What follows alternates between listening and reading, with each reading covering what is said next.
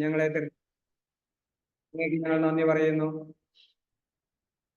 ലോകമെമ്പാടുമുള്ള മിസ്സിയോ കുടുംബാംഗങ്ങളെയും എല്ലാ ഉപകാരികളെയും ആത്മീയപരങ്ങളാലും ഭൗതിക നന്മകളാലും നിറയ്ക്കണമെന്ന് ഞങ്ങൾ പ്രാർത്ഥിക്കുന്നു. മിസ്സിയോ ടീം നയിക്കുന്ന വിവിധ കോഴ്സുകളെയും ജീവകാരുണ്യ പ്രവർത്തനങ്ങളെയും അവിടുന്ന് ആശീർവദിക്കണമേ. സഭയുടെ ഏകദൗത്യമായ സുവിശേഷ പ്രഘോഷണം ഹൃദയത്തിലേറ്റുന്ന തീഷ്ണമതികളായ ധാരാളം മിഷണറിമാരെ ഒരുക്കുവാൻ സഹായിക്കണമേ. നിത്യം പിതാവും പുത്രനും പരിശുദ്ധാത്മാവുമായ സർവേശ്വര ആമേൻ. സ്വർഗസ്ഥനായ ഞങ്ങളുടെ പിതാവേ, അങ്ങയുടെ നാം പൂജിതമാകണമേ. അങ്ങയുടെ രാജ്യം വരണമേ. അങ്ങയുടെ തിരുമനസ് സ്വർഗത്തിലെ പോലെ ഭൂമിയിലുമാകണമേ. ആഹാരം ഞങ്ങൾക്ക് തരണമേ. ഞങ്ങളോട് ചെയ്യുന്നവരോട് ക്ഷമിച്ചിരിക്കുന്നത് പോലെ ഞങ്ങളുടെ തെറ്റുകൾ ഞങ്ങളോട് ക്ഷമിക്കണമേ. ഞങ്ങളെ രക്ഷിക്കണമേ. നന്മ നിറഞ്ഞ മറിയമേ സ്വസ്തി, കർത്താവ് അങ്ങയോടുകൂടെ സ്ത്രീകളിൽ അങ്ങ് അനുഗ്രഹിക്കപ്പെട്ടവളാകുന്നു. അങ്ങയുടെ ഉദരത്തിൻ ഫലമായി ഈശോ അനുഗ്രഹിക്കപ്പെട്ടവനാകുന്നു. പരിശുദ്ധ മറിയമേ തമ്പുരാന്റെ അമ്മേ, പാപികളായ ഞങ്ങൾക്ക് വേണ്ടി എപ്പോഴും ഞങ്ങളുടെ മരണസമയത്തും തമ്പുരാനോട് അപേക്ഷിക്കണമേ. പിതാവിനും പുത്രനും പരിശുദ്ധാത്മാവിനും സ്തുതി.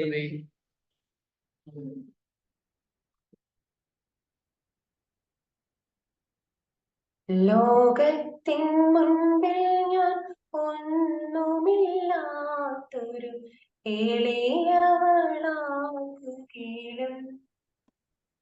ദൈവമേ നിൻ മുൻപിൽ ദാസിയായി ഞാനൊട്ടും ചെറുതാ പോവരുതേ. ലോകത്തിൻ മുൻപിൽ ഞാനൊന്നുമില്ലാത്തൊരു എളിയവളാകുകയും ദൈവമേ നിൻ മുൻപിൽ ദാസിയായി ഞാനൊട്ടും ചെറുതാ പോവരുതേ. എന്നെ കുരിശോളം വലുതാക്കണേ, നിന്റെ സ്നേഹത്തിൻ നിഴലാക്കണേ. എന്നെ കുരിശോളം വലുതാക്കണേ, നിന്റെ സ്നേഹത്തിൻ നിഴലാക്കണേ. നിന്നെ വഹിക്കുന്ന കഴുതയാകാം, മണ്ണിൽ കൊളുത്തിയ ദീപമാകാം.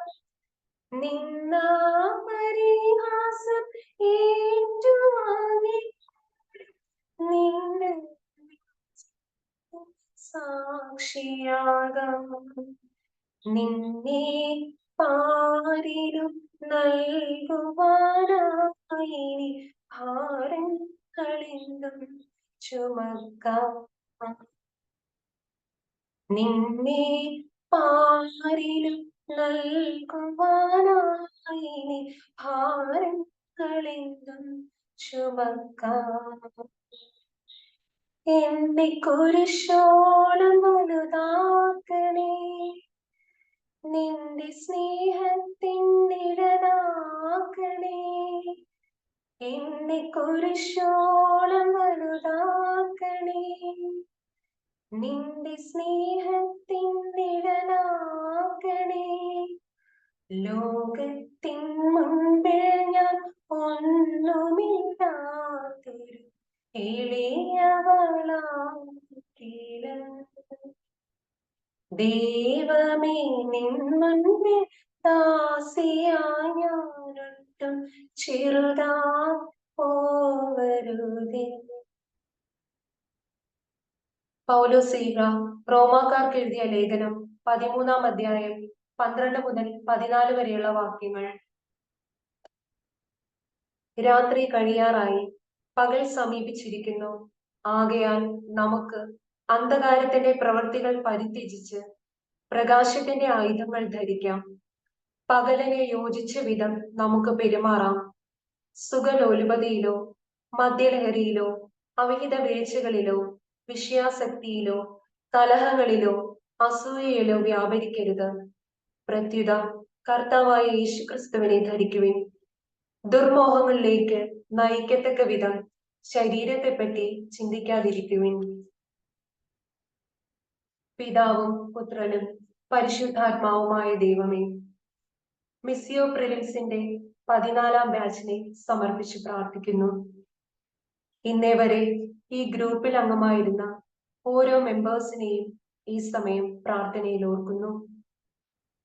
മിസ്യു ടീമിന്റെ രക്ഷാധികാരിയായ മാർ ജോയി ആലപ്പാട് പിതാവിനെയും പിതാവിന്റെ എല്ലാ നിയോഗങ്ങളെയും അങ്ങയിൽ സമർപ്പിച്ച് പ്രാർത്ഥിക്കുന്നു. മിസ്യു ടീമിനെ നയിക്കുന്ന ആലീസുകുട്ടി ആന്റിയെ പ്രാർത്ഥനയിൽ സമർപ്പിക്കുന്നു. മിസ്യു ടീമിന്റെ നിയോഗങ്ങൾക്കായി ഇന്ന് ജപമാല ചൊല്ലി പ്രാർത്ഥിച്ച ജോയി ചേട്ടനെയും കുടുംബത്തെയും തിരുസന്നിധിയിൽ സമർപ്പിക്കുന്നു. ഇന്നത്തെ MC ആയി ശുശ്രൂഷിക്കുന്ന ഷീന ബൈസിനെയും പ്രൊക്ലമേഷനായി കടന്നു വരുന്ന ജെസി മാത്യുവിനെയും ടെസ്റ്റിമണിയുമായി വരുന്ന സിറിൽ ബ്രദറിനെയും സ്ലൈഡ് പ്രസന്റേഷൻ ചെയ്യുന്ന തോമസ് ബ്രദറിനെയും സമാപന സന്ദേശവും ആശീർവാദവും തരുന്ന ബഹുമാനപ്പെട്ട ഫാദർ തോമസ് അവർകളെയും ഈ സമയം പരിശുദ്ധാത്മാവിന്റെ അഭിഷേകത്താൽ നിറയണമെന്ന് ഈശോയോട് പ്രാർത്ഥിക്കുന്നു. മാനസാന്തരത്തിന്റെ ഫലമാണല്ലോ രക്ഷ. മാനസാന്തര പ്രത്യുത്തരം എന്ന വിഷയവുമായി ഈ ടീം മുന്നോട്ട് പോകുമ്പോൾ ഞങ്ങളുടെ ജീവിതങ്ങളെ ഈശോയിൽ സമർപ്പിക്കുവാനും പ്രേക്ഷിത ദൗത്യം ഏറ്റെടുക്കുവാനും ധൈര്യപൂർവ്വം ഞങ്ങളെ ഒരുക്കണമേ എന്ന് അങ്ങയോട് ഞങ്ങൾ പ്രാർത്ഥിക്കുന്നു. നന്മ നിറഞ്ഞ മറിയമേ സ്വസ്തി, കർത്താവ് അങ്ങയോടുകൂടി സ്ത്രീകളിൽ അങ്ങ് അനുഗ്രഹിക്കപ്പെട്ടവളാകുന്നു. അങ്ങയുടെ ഉദരത്തിൻ ഫലമായി ഈശോ അനുഗ്രഹിക്കപ്പെട്ടവളാകുന്നു. പരിശുദ്ധ മറിയമേ തമ്പുരാന്റെ അമ്മയെ, പാപികളായ ഞങ്ങൾക്ക് വേണ്ടി ഇപ്പോഴും ഞങ്ങളുടെ മരണസമയത്തും തമ്പുരാനോട് അപേക്ഷിക്കണമേ. ആമേൻ. പിതാവിനും പുത്രനും പരിശുദ്ധാത്മാവിനും സ്തുതി. ആമേൻ.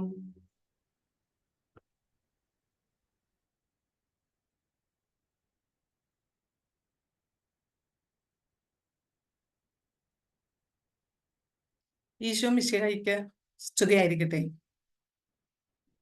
മിസിയോ പ്രിലിംസിന്റെ 14ാമത്തെ ബാച്ചിന്റെ 6ാമത്തെ സെഷനാണ് നമ്മൾ കടക്കുന്നത്. ഇന്നത്തെ വിഷയം മാനസാന്തര പ്രത്യുത്തരം. അതിനു മുന്നോടിയായി വളരെ ഭക്തിയോടും തീക്ഷ്ണതയോടും കൂടെ ജപമാല അർപ്പിച്ച ജോയി ചേട്ടനും കുടുംബത്തിനും സ്നേഹത്തോടെ നന്ദി പറയുന്നു. മാതാവിന്റെ സംരക്ഷണം എന്നും കുടുംബത്തില് നിറഞ്ഞു നിൽക്കട്ടെ എന്ന് പ്രാർത്ഥനയോടെ ആശംസിക്കുന്നു. നമുക്ക് വേണ്ടി ഇന്ന് പ്രാരംഭഗാനവും പ്രാർത്ഥനയും ബൈബിൾ വചനവും വായിക്കലും എല്ലാം നടത്തിയത് നിഷാമോളാണ്. നിഷാമോളിന് ദൈവത്തിന്റെ നാമത്തിൽ ഒത്തിരി നന്ദി അർപ്പിക്കുന്നു. ഞാൻ സ്വാഗതത്തിലേക്ക് കടക്കുകയാണ്. മിസിയോ പ്രിലിംസിന്റെ 14ാമത്തെ ബാച്ചിന്റെ 6ാമത്തെ സെഷനിലേക്ക് ഞാൻ ആദ്യമായി നമ്മുടെ രക്ഷാധികാരിയും എന്നും എപ്പോഴും മിസിയോ കുടുംബത്തിന്റെ വളർച്ചയ്ക്ക് പ്രാർത്ഥിക്കുകയും പ്രവർത്തിക്കുകയും ചെയ്യുന്ന മാർ ജോയ് ആലപ്പാട്ട് പിതാവിനെ ഈ സെഷനിലേക്ക് ആദ്യമായി ഞാൻ സ്വാഗതം ചെയ്യുന്നു. പ്രൊഫസർ CC ആലീസുകുട്ടി, നമ്മുടെ എല്ലാവരുടെയും പ്രിയപ്പെട്ട ആലീസ് ആന്റി എന്നും മിസിയോ കുടുംബത്തിന്റെ വിളക്കാണ്. ഇന്നത്തെ സെഷനിലും ആ വെളിച്ചം നിറഞ്ഞു നിൽക്കുവാനായി ആന്റിയെ ഒത്തിരി സ്നേഹത്തോടെ ഈ സെഷനിലേക്ക് സ്വാഗതം ചെയ്യുന്നു. അടുത്തതായി മിസിയോയുടെ എല്ലാ പ്രവർത്തനങ്ങൾക്കും നെടുന്തൂണായി നിന്നുകൊണ്ട് പ്രവർത്തിക്കുന്ന ടോമിച്ചൻ ചേട്ടനെയും റിസോഴ്സ് ഗ്രൂപ്പ് മെമ്പേഴ്സിനെയും മറ്റ് എല്ലാ കോർഡിനേറ്റേഴ്സിനെയും എല്ലാവരെയും ഞാൻ ദൈവനാമത്തിൽ ഈ സെഷനിലേക്ക് സ്വാഗതം ചെയ്യുന്നു. ഇന്നത്തെ സെഷനിൽ നമുക്ക് അറിവ് പകർന്നു നൽകാനായി എത്തുന്നത് ജെസി മാത്യു, തോമസ് വൈമേലി, സിറിൽ സിറിയക് എന്നിവരാണ്. അവരെ എല്ലാവരെയും തിരുരക്തത്തിന്റെ സംരക്ഷണവും പരിശുദ്ധാത്മാവിന്റെ നിറവും ഉണ്ടാകട്ടെ എന്ന് പ്രാർത്ഥിച്ചുകൊണ്ട് ഈ സെഷനിലേക്ക് സ്വാഗതം ചെയ്യുന്നു.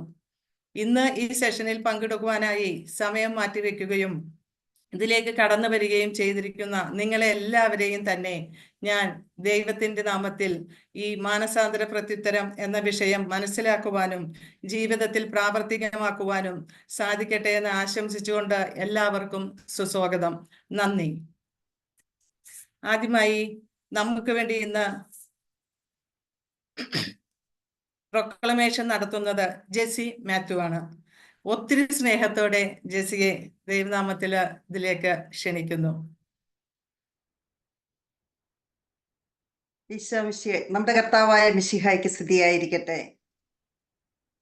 യേശുവിനെ കർത്താവും രക്ഷകനുമാണ് എന്ന് അതിരം കൊണ്ട് ഏറ്റുപറയുകയും അവിടുത്തെ അതിരിട്ട് സ്നേഹിക്കുകയും ചെയ്യുന്നവന് ആ സ്നേഹം അനുഭവിക്കാനായിട്ട് കഴിയുന്നത് നാം ചെയ്യേണ്ട വിശ്വാസ മാനസാന്തര പ്രത്യുത്തരങ്ങൾ വഴിയാണ്. അതിൽ മാനസാന്തര പ്രത്യുത്വത്തിലേക്ക് നമുക്ക് അല്പസമയം ചിന്തിക്കാം.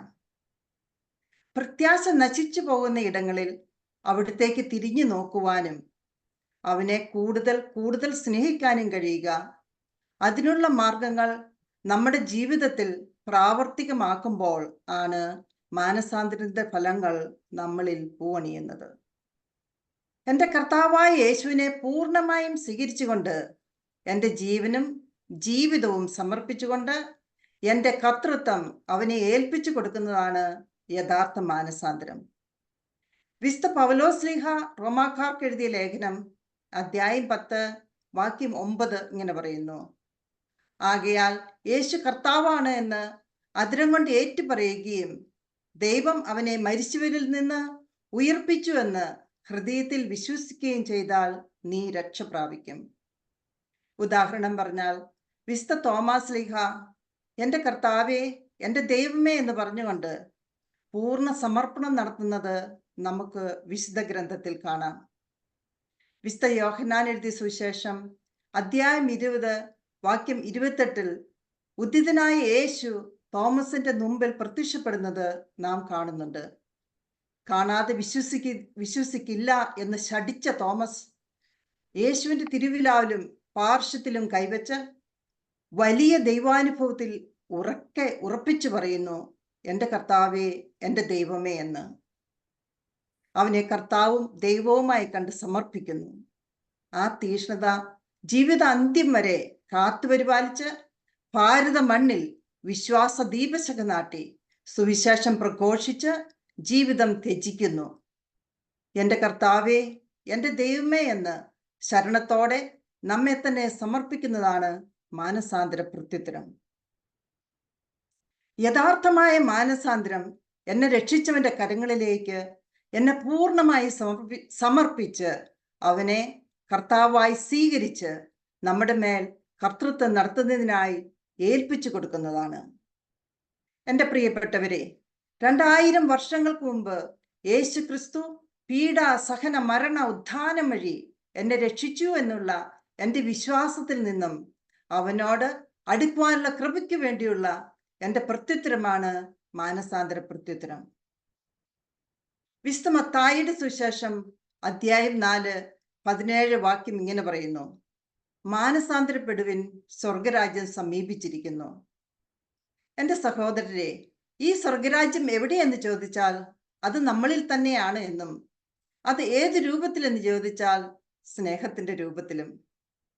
സ്നേഹം എന്ന് പറഞ്ഞാൽ പിതാവ് തൻ്റെ ഏകജാതനെ നൽകുവാൻ തക്കവണ്ണം ഈ ലോകത്തെയും നമ്മെ ഓരോരുത്തരെയും അത്ര അധികമായി സ്നേഹിക്കുന്നു. നമ്മുടെ പാപങ്ങൾക്ക് പരിഹാര ബലിയാണവൻ. നമുക്ക് നിത്യരക്ഷ നേടിത്തന്നു. അത് ഹൃദയത്തിൽ വിശ്വസിച്ച് ആദരം കൊണ്ട് ഏറ്റുപറയണം. എൻ്റെ പ്രിയ സഹോദരരെ, നമുക്കറിയാം, സമ്പൂർണ്ണ സമർപ്പണം നടത്തിയ ആദ്യ വ്യക്തി പരിശുദ്ധ മാതാവാണ് എന്ന്. മംഗളവാർത്ത ദൈവദൂതൻ മാതാവിനെ അറിയിച്ചപ്പോൾ ഇതാ കർത്താവിന്റെ ദാസി എന്ന് പറഞ്ഞുകൊണ്ട് തന്നെ സമ്പൂർണമായും ദൈവത്തിന്, ദൈവേഷ്ടത്തിന് വിട്ടുകൊടുക്കുകയാണ് ചെയ്തത്.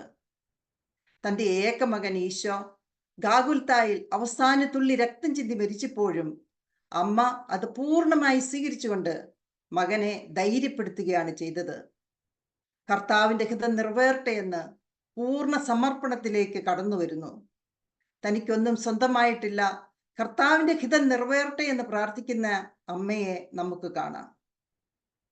ഏശയ്യാ 59:2 ഇങ്ങനെ പറയുന്നു: നിന്റെ അകൃത്യങ്ങൾ നിന്നെയും ദൈവത്തെയും തമ്മിൽ അകറ്റിയിരിക്കുന്നു. നിന്റെ പാപങ്ങൾ അവിടുത്തെ മുഖം നിന്നിൽ നിന്ന് മറച്ചിരിക്കുന്നു.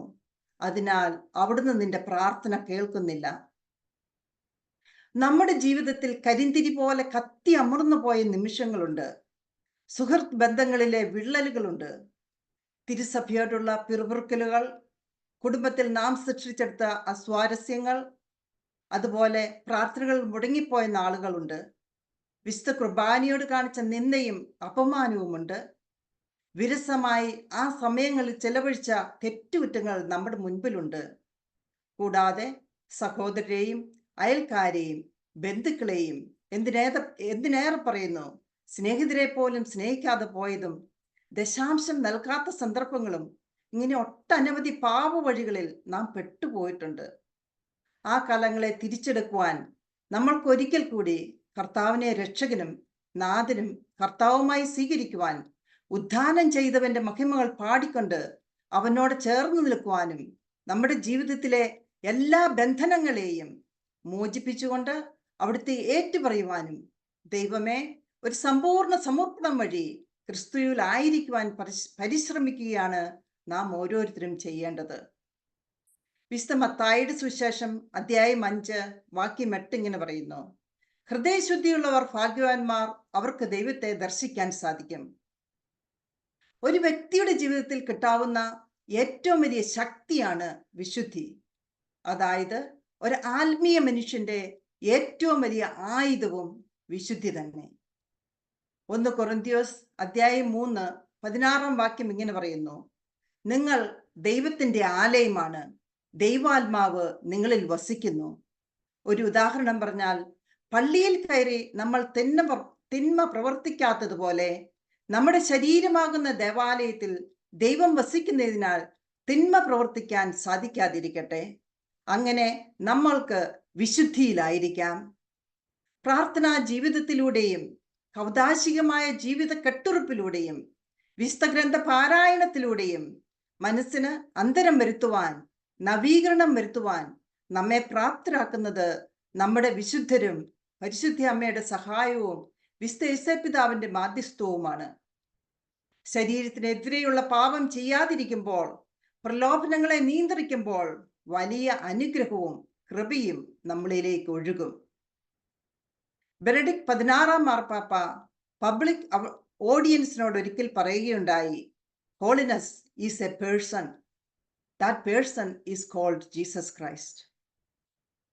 നമുക്ക് ഈ ലോകത്ത് എന്തെല്ലാം നന്മകൾ ചെയ്യാൻ പറ്റുമോ അതിൻ്റെ പൂർണ്ണതയിലുള്ള മനുഷ്യനും ദൈവവുമായ ഒരേ ഒരാൾ ദൈവപുത്രനായ നമ്മുടെ രക്ഷകൻ യേശു ക്രിസ്തുവാണ്.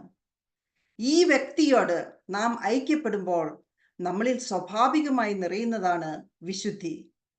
ഉദാഹരണം പറഞ്ഞാൽ, മരിയ ഗുഴേത്തി ശാരീരിക പാപത്തിനെതിരെയുള്ള യുദ്ധത്തിൽ രക്തം ചിന്തിയ വ്യക്തിയാണ്.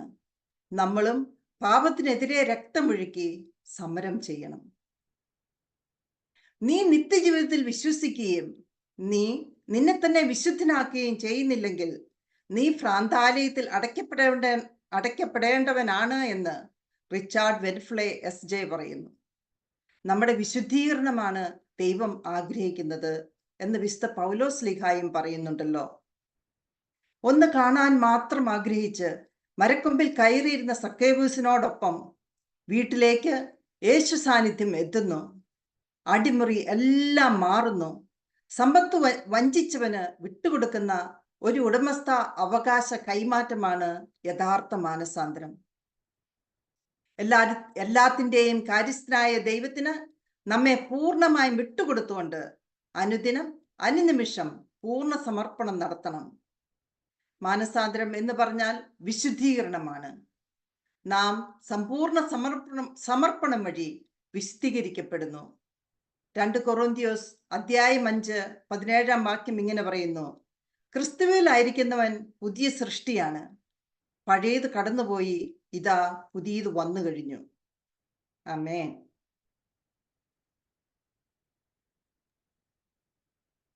Thank you Jessy Mathew.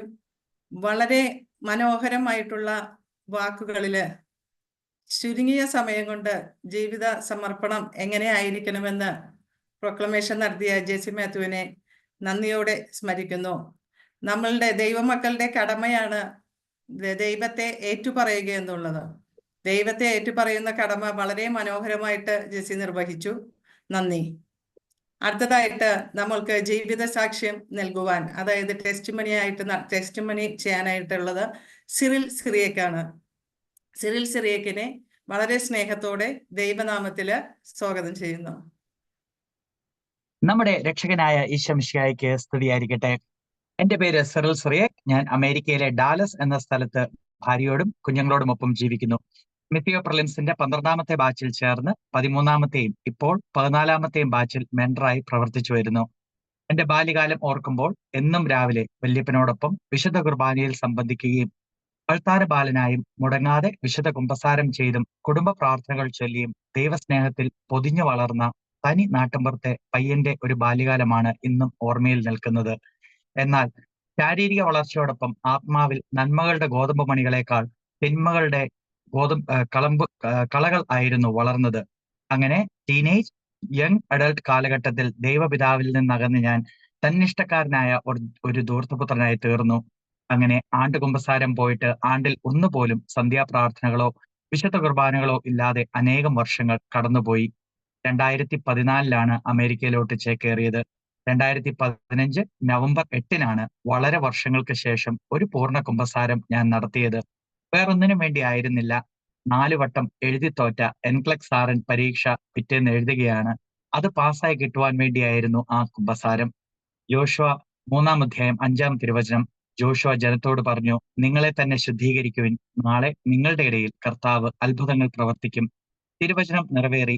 5-ാം വട്ടം എനിക്ക് പോലും വിശ്വസിക്കാനാവാത്ത വിധം ദൈവം എന്റെ കൈക്ക് പിടിച്ച് NCLEX RN എന്ന ആ കടമ്പ കടത്തി തന്നു.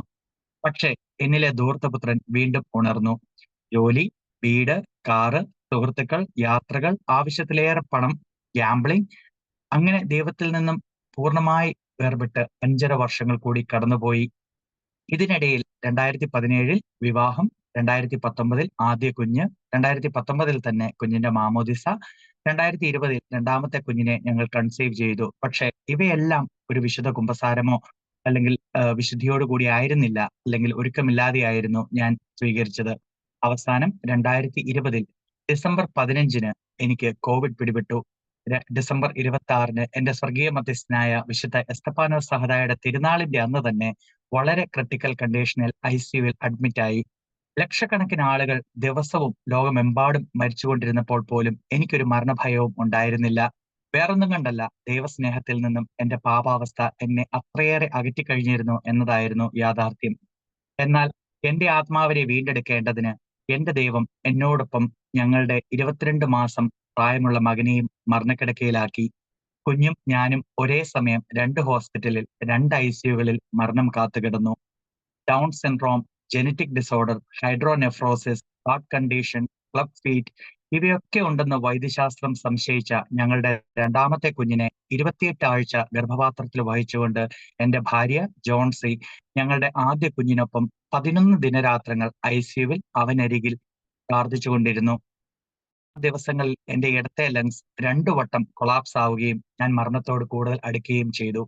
എന്നാൽ എനിക്കായി ഒരുക്കിയിരുന്ന മരണക്കിടക്കയിൽ കിടന്നുകൊണ്ട് ഞാൻ ജീവിതത്തിൽ ആദ്യമായി എന്റെ ഏകരക്ഷകനായ ഈശോയെ ഉള്ളുപൊട്ടി വിളിച്ചു. അവൻ എനിക്ക് സങ്കീർത്തനം 118 അധ്യായം 17 തിരുവചനത്തിലൂടെ ഉത്തരമരുളി.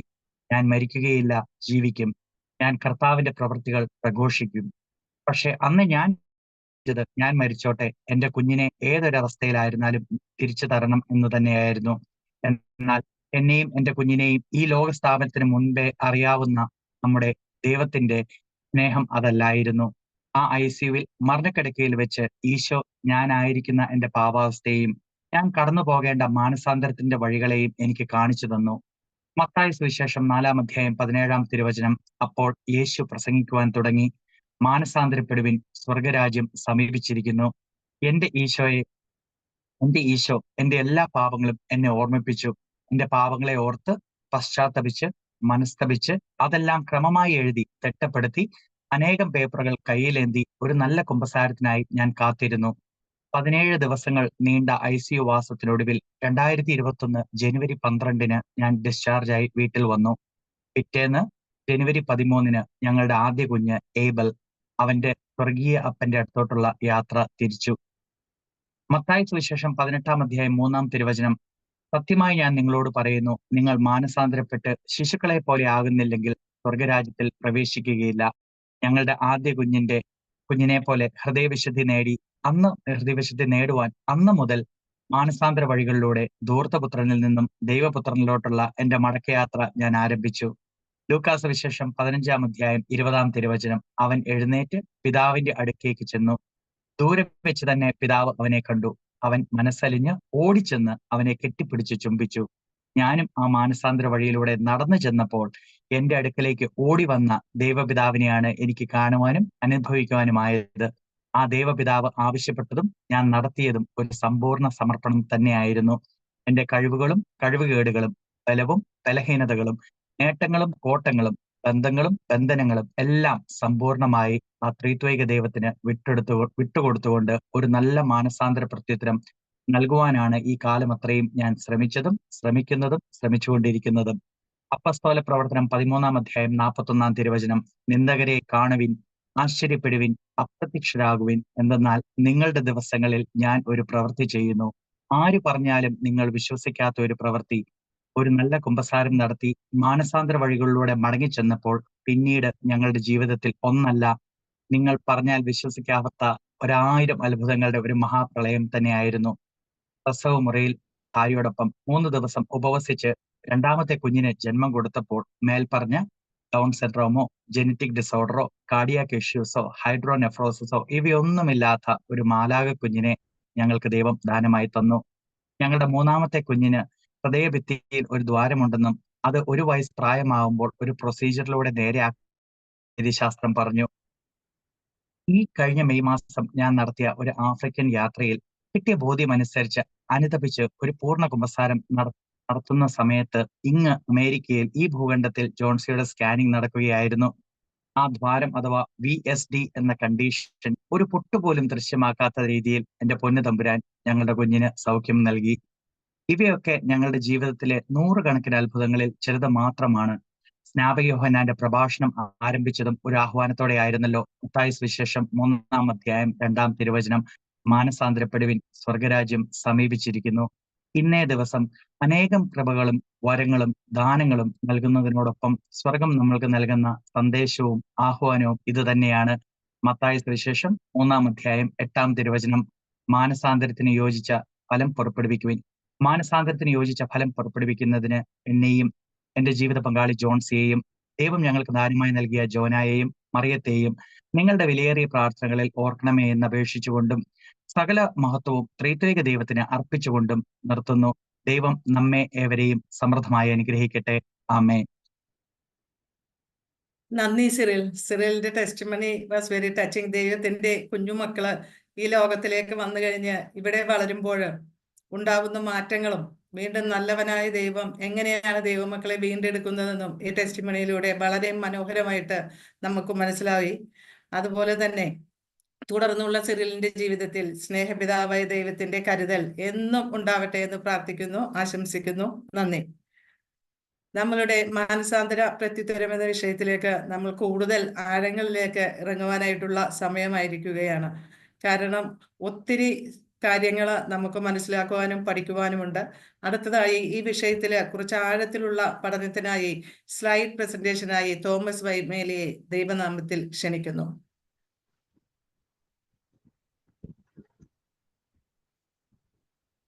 കർത്താവ് ഈശോ മിശിഹായ്ക്ക് സ്തുതിയായിരിക്കട്ടെ.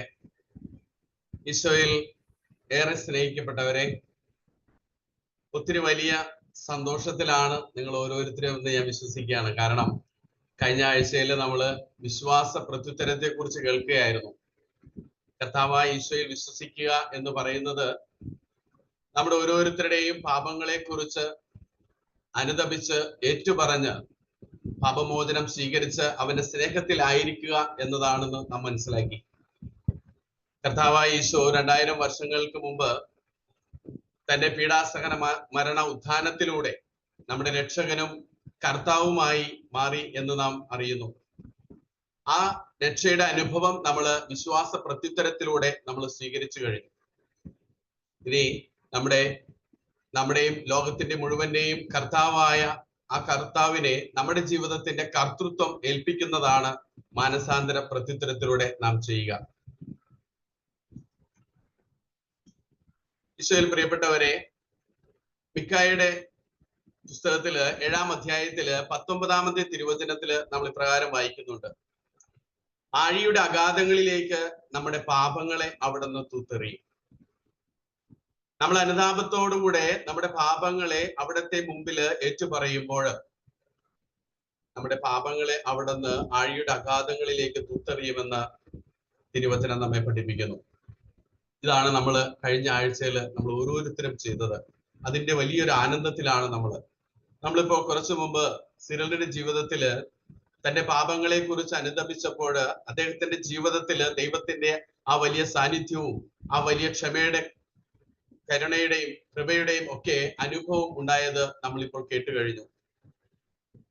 ഇനി മാനസാന്തര പ്രത്യുത്തരം എന്താണെന്ന് നമ്മളൊന്ന് മനസ്സിലാക്കുകയാണ്. എഫേസുസുകാർക്ക് എഴുതിയ ലേഖനത്തില് 2-ാം അധ്യായത്തിന്റെ 13-ാമത്തെ തിരുവചനം, ഒരിക്കൽ വിദൂരസ്ഥരായിരുന്ന നിങ്ങൾ ഇപ്പോൾ യേശുക്രിസ്തുവിൽ അവന്റെ രക്തം വഴി സമീപസ്ഥരായിരിക്കുന്നു. ഞാൻ നിങ്ങളും പാപം ചെയ്യുമ്പോൾ ദൈവത്തിൽ നിന്ന് അകന്ന് വിദൂര അവസ്ഥയിലേക്കാകുന്നു.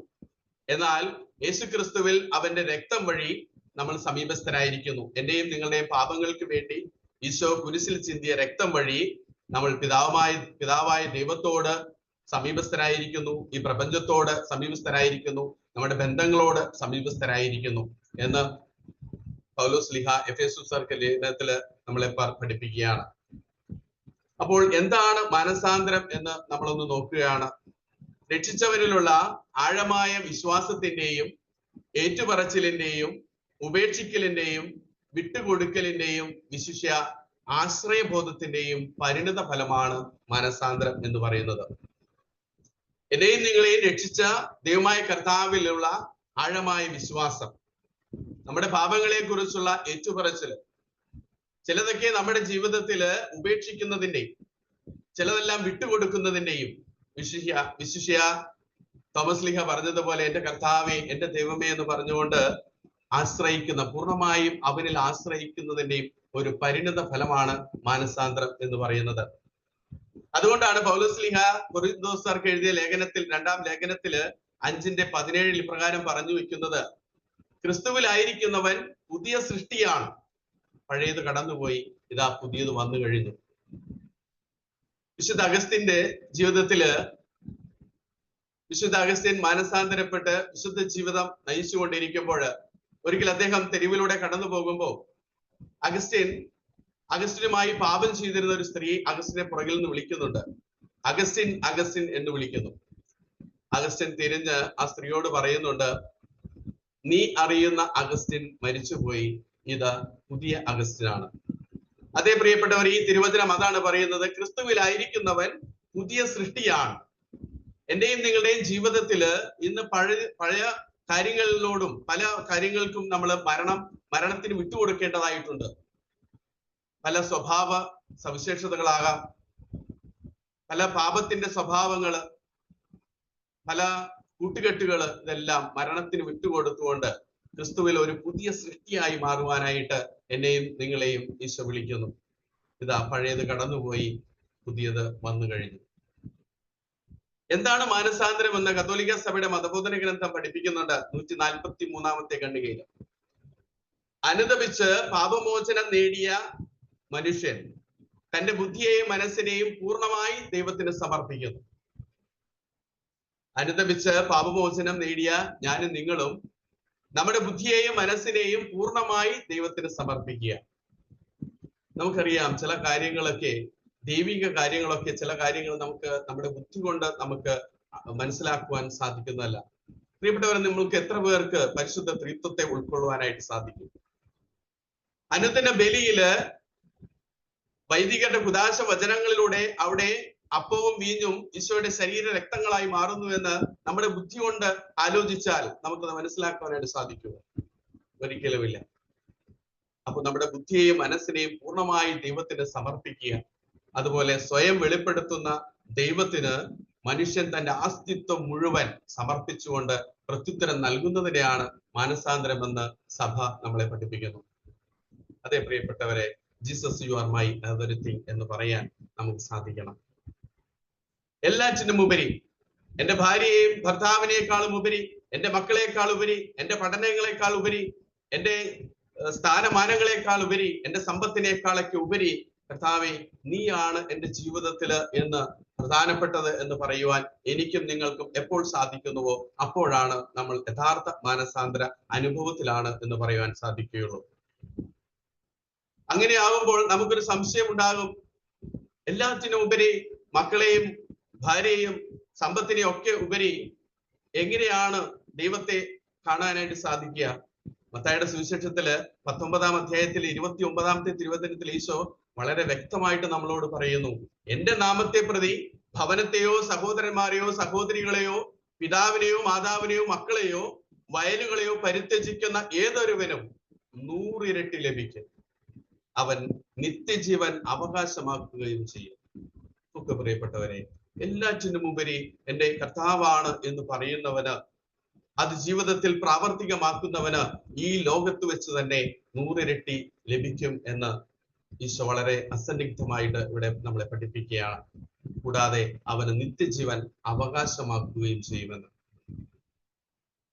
വിശുദ്ധ ബൈബിളില് ഇതുപോലെ സമ്പൂർണ്ണ സമർപ്പണം നടത്തിയ കുറെ വ്യക്തികളെ നമ്മൾക്ക് കാണാം.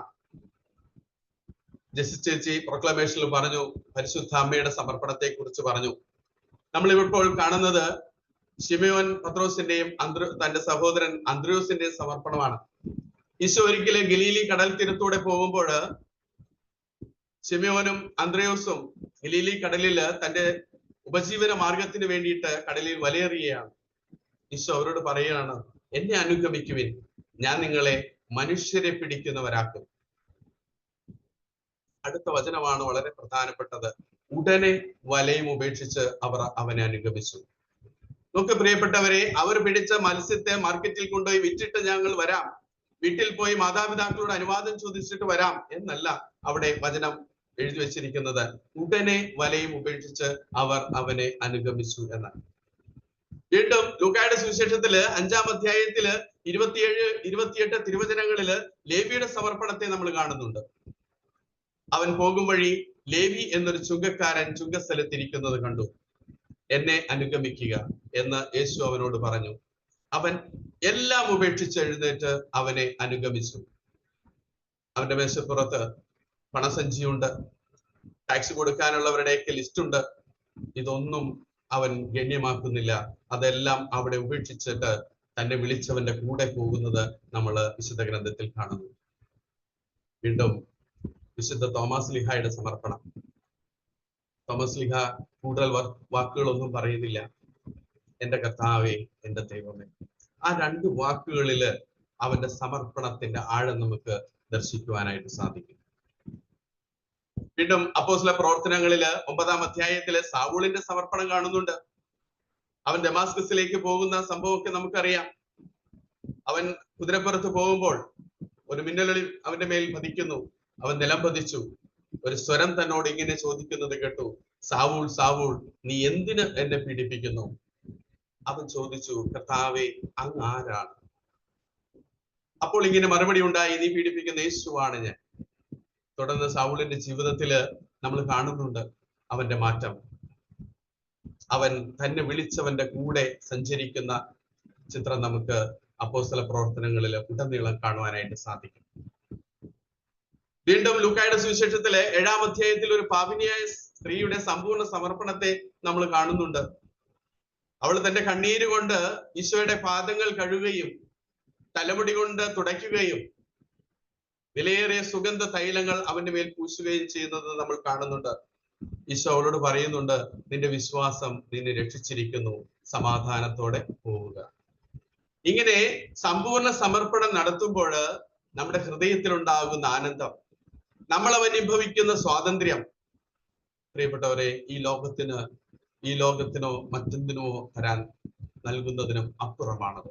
ഈ ലോകത്തിന് അത്തരം ഒരു സമാധാനവും സ്വാതന്ത്ര്യവും നമുക്ക് തരുവാനായിട്ട് സാധിക്കുകയില്ല. നമ്മൾ എന്താണ് സമർപ്പിക്കേണ്ടത്? നമുക്കറിയാം, നമ്മുടെയൊക്കെ ജീവിതത്തില് ഒത്തിരി പോസിറ്റീവായിട്ടുള്ള കാര്യങ്ങളുണ്ട്, അതോടൊപ്പം തന്നെ ഒത്തിരി നെഗറ്റീവായിട്ടുള്ള കാര്യങ്ങളുണ്ട്. നമ്മുടെ ധന്യതകൾ, നമ്മൾ നേടിയിട്ടുള്ള അറിവ്, നമ്മൾ നേടിയിട്ടുള്ള പ്രൊഫഷൻ, അതെന്തുമായിക്കൊള്ളട്ടെ, അത് ദൈവത്തിന് നമ്മൾ സമർപ്പിക്കുകയാണ്. നമ്മുടെ നേട്ടങ്ങൾ, നമ്മുടെ ജീവിതത്തിൽ നമ്മൾ നേടിയിട്ടുള്ള എല്ലാ നേട്ടങ്ങളെയും ഈശോയുടെ കരങ്ങളിലേക്ക് നമുക്ക് സമർപ്പിക്കാനാകണം. നമ്മൾ ഒത്തിരി അനുഗ്രഹങ്ങള് ഈശോയിൽ നിന്ന് പ്രാപിച്ചെടുത്തിട്ടുണ്ട്. ഇവിടെ സിറിൽ സൂചിപ്പിക്കുകയുണ്ടായി, നമ്മൾ പറഞ്ഞാൽ വിശ്വസിക്കാത്തത്രയേറെ അനുഗ്രഹങ്ങള് അവരുടെ ജീവിതത്തിൽ ഈശോ പ്രവർത്തിച്ചു എന്ന്. എന്റെയും നിങ്ങളുടെയും ജീവിതത്തിൽ ഇതുപോലെ അനേകം അനുഗ്രഹങ്ങൾ ഈശോ പ്രവർത്തിച്ചിട്ടുണ്ട്. ആ അനുഗ്രഹങ്ങളെല്ലാം നമ്മൾ സമർപ്പിക്കുക.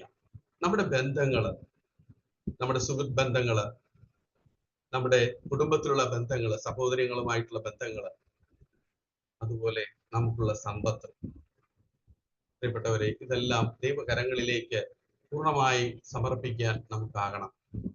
അതോടൊപ്പം തന്നെ നെഗറ്റീവായുള്ള നമ്മുടെ പാപങ്ങൾ, നമ്മുടെ പാപാവസ്ഥകൾ, നമ്മളെ അലട്ടിക്കൊണ്ടിരിക്കുന്ന പാപത്തിന്റെ തഴക്കങ്ങളുണ്ട്, നമ്മുടെ ആന്തരിക മുറിവുകൾ, അമ്മയുടെ ഉദരത്തിൽ ഉരുവാകുമ്പോൾ മുതല് നമ്മളിലേക്ക് ആന്തരിക മുറിവുകൾ പല വിധത്തിൽ കടന്നു വരുവാൻ സാധ്യതയുണ്ടെന്ന് നമുക്കറിയാം. ഈ ആന്തരിക മുറിവുകളെല്ലാം ദൈവകരങ്ങളിലേക്ക് നമുക്ക് സമർപ്പിക്കാനാകണം. അതുപോലെ നമ്മുടെ ഭാരങ്ങള്, നമ്മുടെ ജീവിത വ്യഗ്രതകള്, നമ്മുടെ ജീവിതത്തിൽ മുന്നോട്ടുള്ള ഭാരങ്ങള്, ഈശോ തന്നെ പറഞ്ഞിട്ടില്ലേ, ഭാരം വഹിക്കുന്നവരും അധ്വാനിക്കുന്നവരും എന്റെ അടുക്കൽ വരിക. നമ്മൾ കൊടുക്കുക, ഈശോയിലേക്ക് നമ്മുടെ ഭാരങ്ങളെ കൊടുക്കുവാനായിട്ട് നമുക്ക് സാധിക്കണം. നമ്മുടെ തഴക്ക ദോഷങ്ങള്, എത്ര പ്രാർത്ഥിച്ചിട്ടും എത്ര കുമ്പസാരിച്ചിട്ടും നമുക്ക് മാറ്റാൻ പറ്റാത്ത തരത്തിലുള്ള തഴക്ക ദോഷങ്ങളുണ്ട്. ഒന്ന് വെച്ചു കൊടുക്കുക ഈശോയുടെ കരങ്ങളിലേക്ക്. നമ്മുടെ ടെൻഷൻ, പിരിമുറുക്കങ്ങള്, പലവിധ ആകുലതകള് ഒക്കെ നമുക്ക് സമ്പൂർണമായിട്ട് ഈശോയുടെ കരങ്ങളിലേക്ക് നമുക്ക് സമർപ്പിക്കാം. അങ്ങനെ സമർപ്പിച്ച വിശ്വാസ സമൂഹമായിരുന്നു ആദിമസഭയിൽ ഉണ്ടായിരുന്നത്. അപ്പോസ്തല പ്രവർത്തനം 4-ാം അധ്യായത്തിൽ നമ്മളത് കാണുന്നുണ്ട്. അവരുടെ ഇടയില് ദാരിദ്ര്യം അനുഭവിക്കുന്നവർ ആരും ഉണ്ടായിരുന്നില്ല. കാരണം പറമ്പും വീടും സ്വന്തമായി ഉണ്ടായിരുന്നവരെല്ലാം അവ എത്രയും വിറ്റുകിട്ടിയ തുക അപ്പോസ്തലന്മാരുടെ കാൽക്കൽ അർപ്പിച്ചു. ഒക്കെ പ്രിയപ്പെട്ടവരെ, ഈ ഒരു അവസ്ഥ എന്റെയും നിങ്ങളുടെയും ജീവിതത്തിൽ ഉണ്ടാകുമ്പോൾ ദാരിദ്ര്യം അനുഭവിക്കുന്ന നമ്മുടെ സഹോദരങ്ങള്, നമ്മുടെ ചുറ്റുവട്ടത്ത്, നമ്മുടെ അയൽവക്കത്ത് ഒക്കെ നമുക്ക് കാണുവാനായിട്ട് സാധിക്കും. നമ്മുടെ ദശാംശ ശൈലിയൊക്കെ എത്രയേറെ ഉദാരമായിട്ട് നമ്മൾ ചെയ്യേണ്ടതാണെന്ന് ഈ വചനം നമ്മളെ ഓർമ്മപ്പെടുത്തുന്നുണ്ട്. വീണ്ടും ഈശോയുടെ സമ്പൂർണ്ണ സമർപ്പണം. ഈശോ തന്റെ മരണ വഴി സ്വന്തം ഭൗതിക ശരീരത്തിൽ നമ്മളെ അനുരഞ്ജിപ്പിച്ചിരിക്കുന്നു.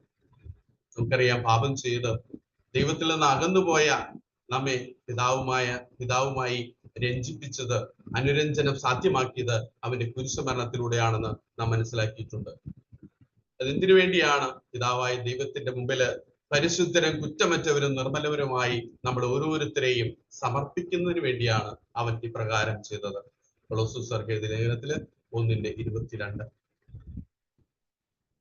വിശുദ്ധ പൗലോസ് അപ്പോസ്തലൻ റോമാക്കാർക്ക് ലേഖനത്തില് 12:2 ഇപ്രകാരം പറഞ്ഞു വെക്കുന്നുണ്ട്: നിങ്ങൾ ഈ ലോകത്തിന് അനുരൂപരാകരുത്, പ്രത്യുത നിങ്ങളുടെ മനസ്സിന്റെ നവീകരണം വഴി രൂപാന്തരപ്പെടുവിൻ. നമുക്കറിയാം, നമ്മൾ ജീവിക്കുന്ന ഈ ലോകം ഒത്തിരിയേറെ തിന്മകളുടെ സ്വാധീനത്തിലാണ്. അതുകൊണ്ടാണ് പൗലോസ് ശ്ലീഹ പറയുന്നത്, നിങ്ങളുടെ മനസ്സിന്റെ നവീകരണം വഴി നിങ്ങൾ രൂപാന്തരപ്പെടുക. നിങ്ങൾ ഈ ലോകത്തിലെ പാപങ്ങൾക്കോ പാപ സ്വഭാവങ്ങൾക്കോ അനുരൂപരാകരുത് എന്ന് നമ്മളെ ഉദ്ബോധിപ്പിക്കുന്നത്. നമുക്കറിയാം, താമര വളരുന്നത് ചെളിക്കുണ്ടിലാണ്, അല്ലെ? എത്ര മനോഹരമായ താമരയാണ്. ആ താമര ആ ചെളിയിൽ നിന്ന് പൊങ്ങിയാണ് നിൽക്കുന്നത്. തന്റെ സൂര്യനെ നോക്കിക്കൊണ്ട് വളരെ ശോഭയോടെ നിൽക്കുന്നത് നമ്മൾ കാണാറുണ്ട്. ഇതുപോലെ നമ്മുടെ മനസ്സിന്റെ ആ ഒരു നവീകരണം വഴി ഈ ലോകമാകുന്ന ചെളിക്കുണ്ടിൽ നിന്ന് നമ്മൾ ഇങ്ങനെ ഉയർന്നു നിൽക്കുന്ന ഒരു അനുഭവത്തിലേക്ക്, ഇതൊരു നമ്മുടെ മനസ്സിന്റെ രൂപാന്തരീകരണം വഴി നമുക്ക് സാധ്യമാകുന്നതാണ്. വീണ്ടും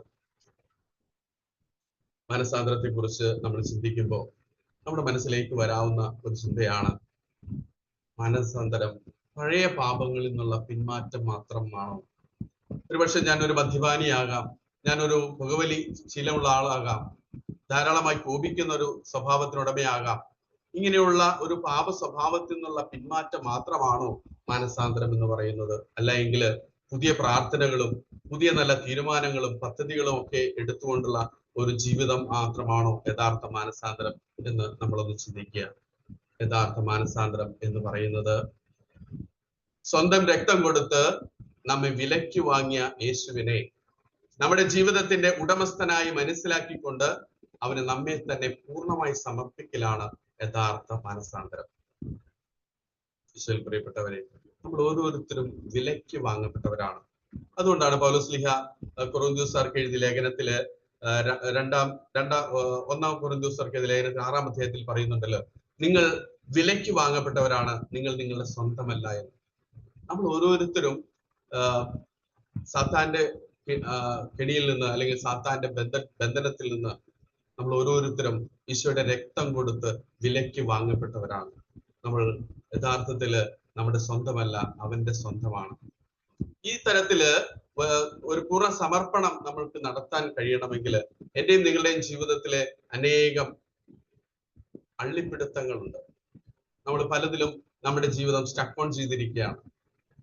ബന്ധനമായ ബന്ധങ്ങളിൽ നമുക്കറിയാം, ചില വ്യക്തികൾക്ക് അവരുടെ കുടുംബം, ഭാര്യ, ഭർത്താവ്, മക്കള്, അതിനപ്പുറം വേറൊരു ലോകമില്ല.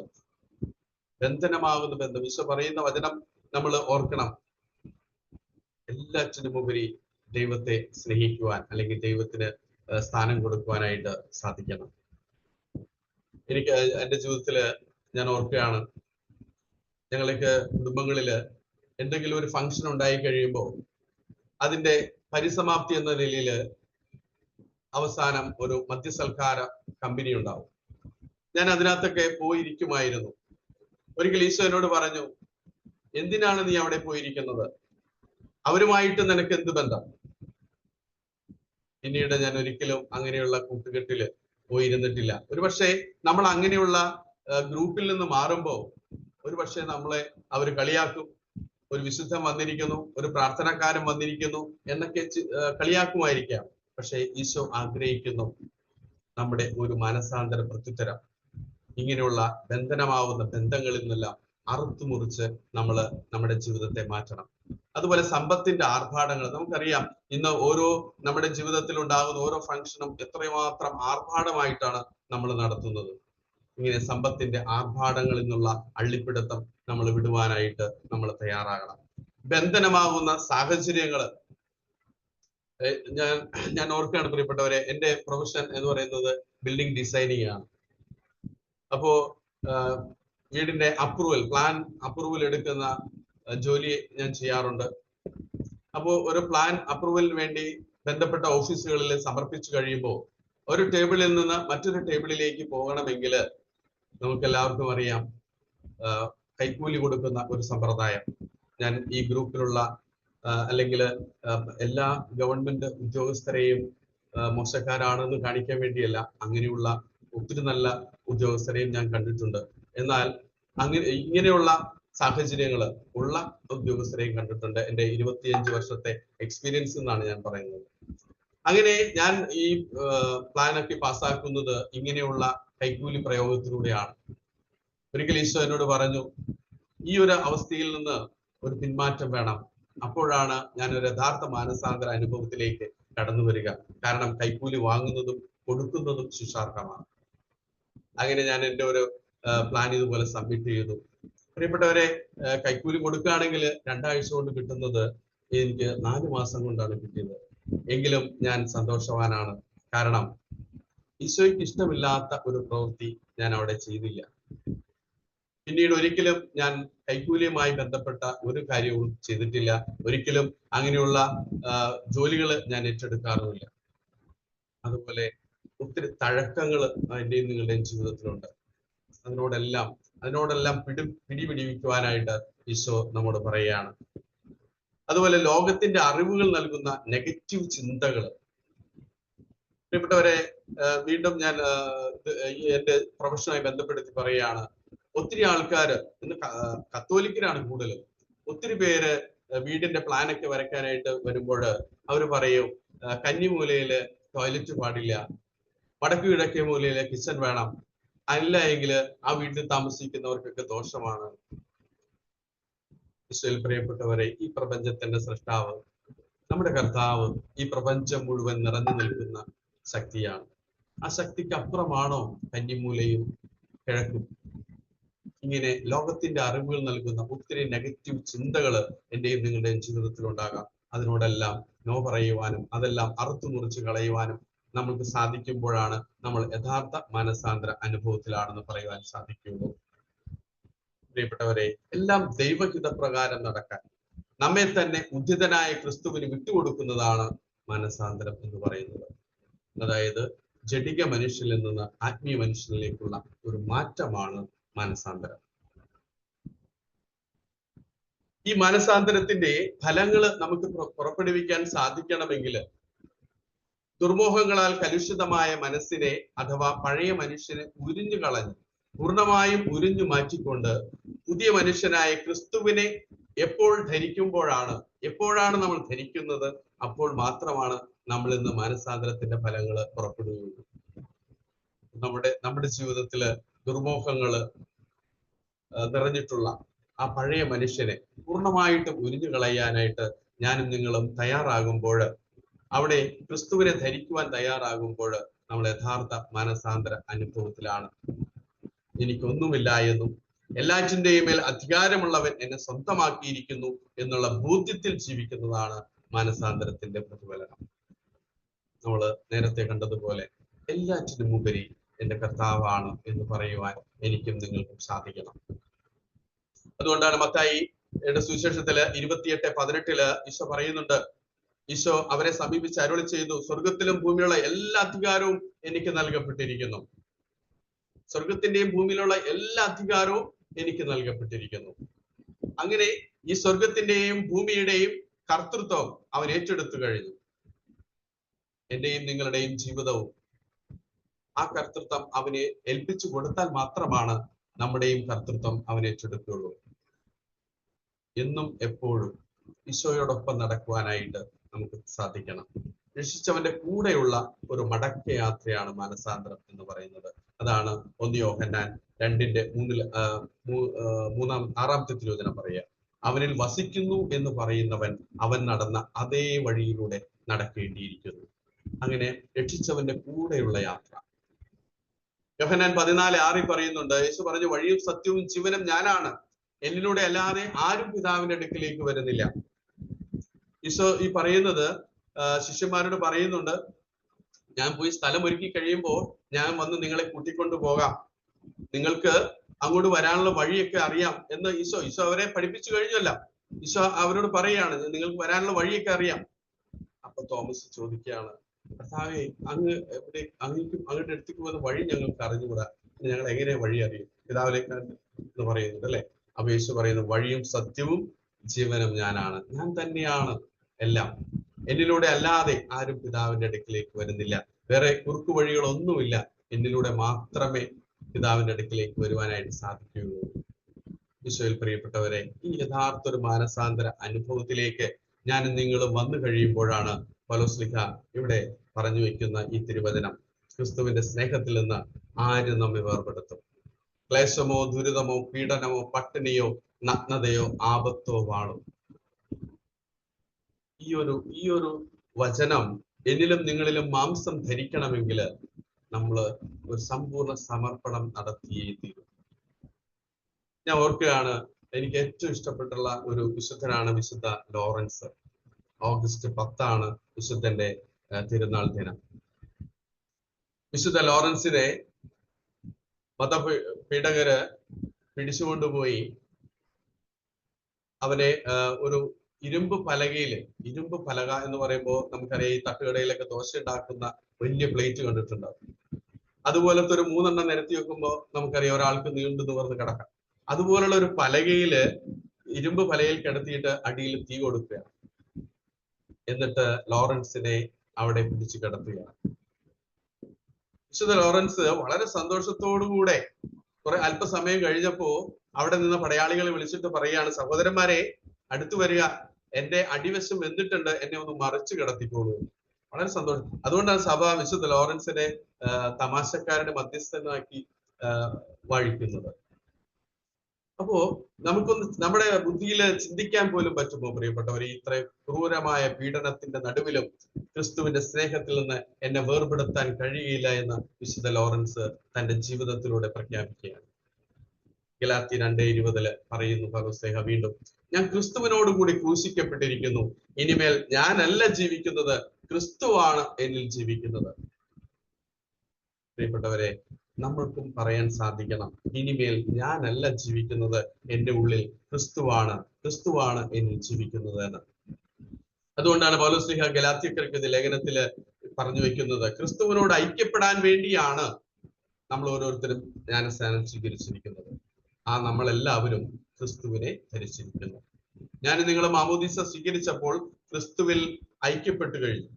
അപ്പോ നമ്മളെല്ലാവരും ക്രിസ്തുവിനെ അതിലൂടെ ധരിച്ചിരിക്കുകയാണ്. നമ്മൾ നേരത്തെ കണ്ടതുപോലെ ക്രിസ്തുവാകുന്ന പുതിയ മനുഷ്യനെ നമ്മൾ ധരിച്ചിരിക്കുന്നു.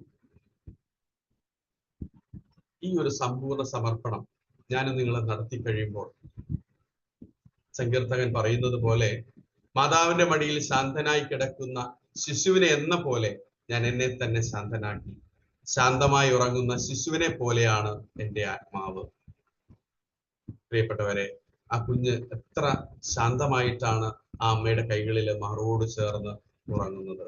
ഈ ഒരു അനുഭവം എന്റെയും നിങ്ങളുടെയും ജീവിതത്തിൽ തരുവാനായിട്ട് ഈശോ ആഗ്രഹിക്കുന്നു. നമ്മളെ തന്നെ പൂർണ്ണമായിട്ട് സമർപ്പിക്കുക. അതുകൊണ്ടാണ് മത്തായിയുടെ സുവിശേഷത്തിലെ 18:3 പറയുന്നത്, സത്യമായി ഞാൻ നിങ്ങളോട് പറയുന്നു, നിങ്ങൾ മാനസാന്തരപ്പെട്ട് ശിശുക്കളെ പോലെ ആകുന്നില്ല എങ്കിൽ സ്വർഗരാജ്യത്തിൽ പ്രവേശിക്കുകയില്ല. ശിശു സഹജമായ ഒരു പ്രത്യാശയോടുകൂടെ, ശിശു സഹജമായ സ്വഭാവം നമുക്കറിയാലേ, ശിശുക്കൾ എപ്പോഴും മാതാപിതാക്കൾ കൈപിടിച്ചാണ് നടക്കുന്നത്, അല്ലെ? അതുപോലെ ഈശോയോട് ചേർന്ന് നമ്മുടെ ഓരോരുത്തരുടെയും ജീവിതം മുന്നോട്ട് നയിക്കുമ്പോൾ, പൂർണ്ണമായ ഒരു സമർപ്പണം നടത്തി കഴിയുമ്പോഴാണ് ഞാനും നിങ്ങളും സ്വർഗരാജ്യ അനുഭവത്തിലേക്ക്, ദൈവരാജ്യ അനുഭവത്തിലേക്ക് ആകുക. ഇത് മാനസാന്തര പ്രത്യുത്തരത്തെ കുറിച്ച് പഠിപ്പിച്ചപ്പോ അലിസാൻഡി പറഞ്ഞു തന്ന ഒരു കഥ എന്റെ ഓർമ്മയിൽ വരികയാണ്. അത് വണ്ടി ഓടിക്കുന്ന 4 വ്യക്തികളുമായി ബന്ധപ്പെടുത്തിയാണ് ആ കഥ മുന്നോട്ട് പോകുന്നത്. ഒരിക്കല് ഒരാള് ഈ വണ്ടി ഓടിച്ച് പോകുമ്പോ ഈശോ വഴിയിൽ നിൽക്കുന്നത് കാണും. ഈശോയെ മൈൻഡ് ചെയ്യാതെ അയാള് വണ്ടി ഓടിച്ചു പോവാണ്. രണ്ടാമത്തെ ആള് വണ്ടി ഓടിച്ചിങ്ങനെ പോകുമ്പോ ഈശോ വഴിയരികിൽ നിൽക്കുന്നു. ഈശോയോട് ചോദിക്കാൻ, ഈശോയെ വരുന്നുണ്ടോ? ഈശോ മറുപടി ഒന്നും കൊടുത്തില്ല. അയാള് ഈശോയെ കെട്ടാണ്ട് വണ്ടി ഓടിച്ചു പോവുകയാണ്. മൂന്നാമത് മനുഷ്യൻ വണ്ടി ഓടിച്ച് ഇങ്ങനെ പോകുമ്പോ ഈശോ വഴിയിൽ നിൽക്കുന്നു. അയാൾ വണ്ടി നിർത്തി, വണ്ടിയിൽ നിന്നിറങ്ങി ഈശോയെ സൈഡില് തന്റെ അടുത്ത സീറ്റിൽ ഇരുത്തിക്കൊണ്ട് അയാൾ വണ്ടി ഓടിച്ച് മുന്നോട്ട് പോകുന്നു. എന്നാൽ 4മതൊരു മനുഷ്യനുണ്ട്. ആ മനുഷ്യൻ വണ്ടി ഓടിച്ചിങ്ങനെ പോകുമ്പോ ഈശോയെ കാണുന്നു, ഈശോയുടെ അടുത്ത് വണ്ടി നിർത്തുന്നു, ഈശോയെ കൈക്ക് പിടിച്ചു കൊണ്ടുവന്ന് തന്റെ ഡ്രൈവിംഗ് സീറ്റ് ഈശോയ്ക്ക് കൊടുത്തുകൊണ്ട് അദ്ദേഹം ഈശോയുടെ അടുത്തുള്ള സൈഡ് സീറ്റിലേക്ക് മാറിയിരുന്നുകൊണ്ട് ഈശോയെ പോകാമെന്ന് പറയുന്നു. പ്രിയപ്പെട്ടവരെ, ഈ ഒരു കാഴ്ചപ്പാടാണ് എന്റെയും നിങ്ങളുടെയും ജീവിതത്തിൽ വേണ്ടത്. സർവ്വതും ഈശോയിലേക്ക് സമർപ്പിച്ചുകൊണ്ട്, ദൈവത്തിനെ സമർപ്പിച്ചുകൊണ്ട്, ആ ഈശോയുടെ കൈ പിടിച്ചുകൊണ്ട് നടക്കുന്നതാണ് യഥാർത്ഥ മാനസാന്തര ജീവിതം. ഈ ഒരു അനുഭവം നിങ്ങൾക്കുണ്ടാകാൻ വേണ്ടി സർവശക്തനായ ദൈവം നിങ്ങൾ ഓരോരുത്തരെയും അനുഗ്രഹിക്കട്ടെ എന്ന് പ്രാർത്ഥിക്കുന്നു. ആമേൻ. നന്ദി തോമസ്.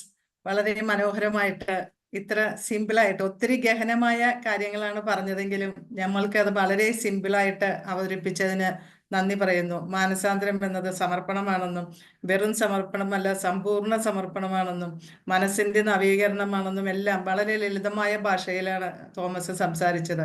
അതുപോലെ തന്നെ യേശുവിനോട് Jesus you are my everything എന്ന് പറയുന്ന ആ ഒരു കാര്യങ്ങളൊക്കെ വളരെ എളുപ്പത്തിൽ എല്ലാവർക്കും മനസ്സിലാകുന്ന ഭാഷയായിരുന്നു.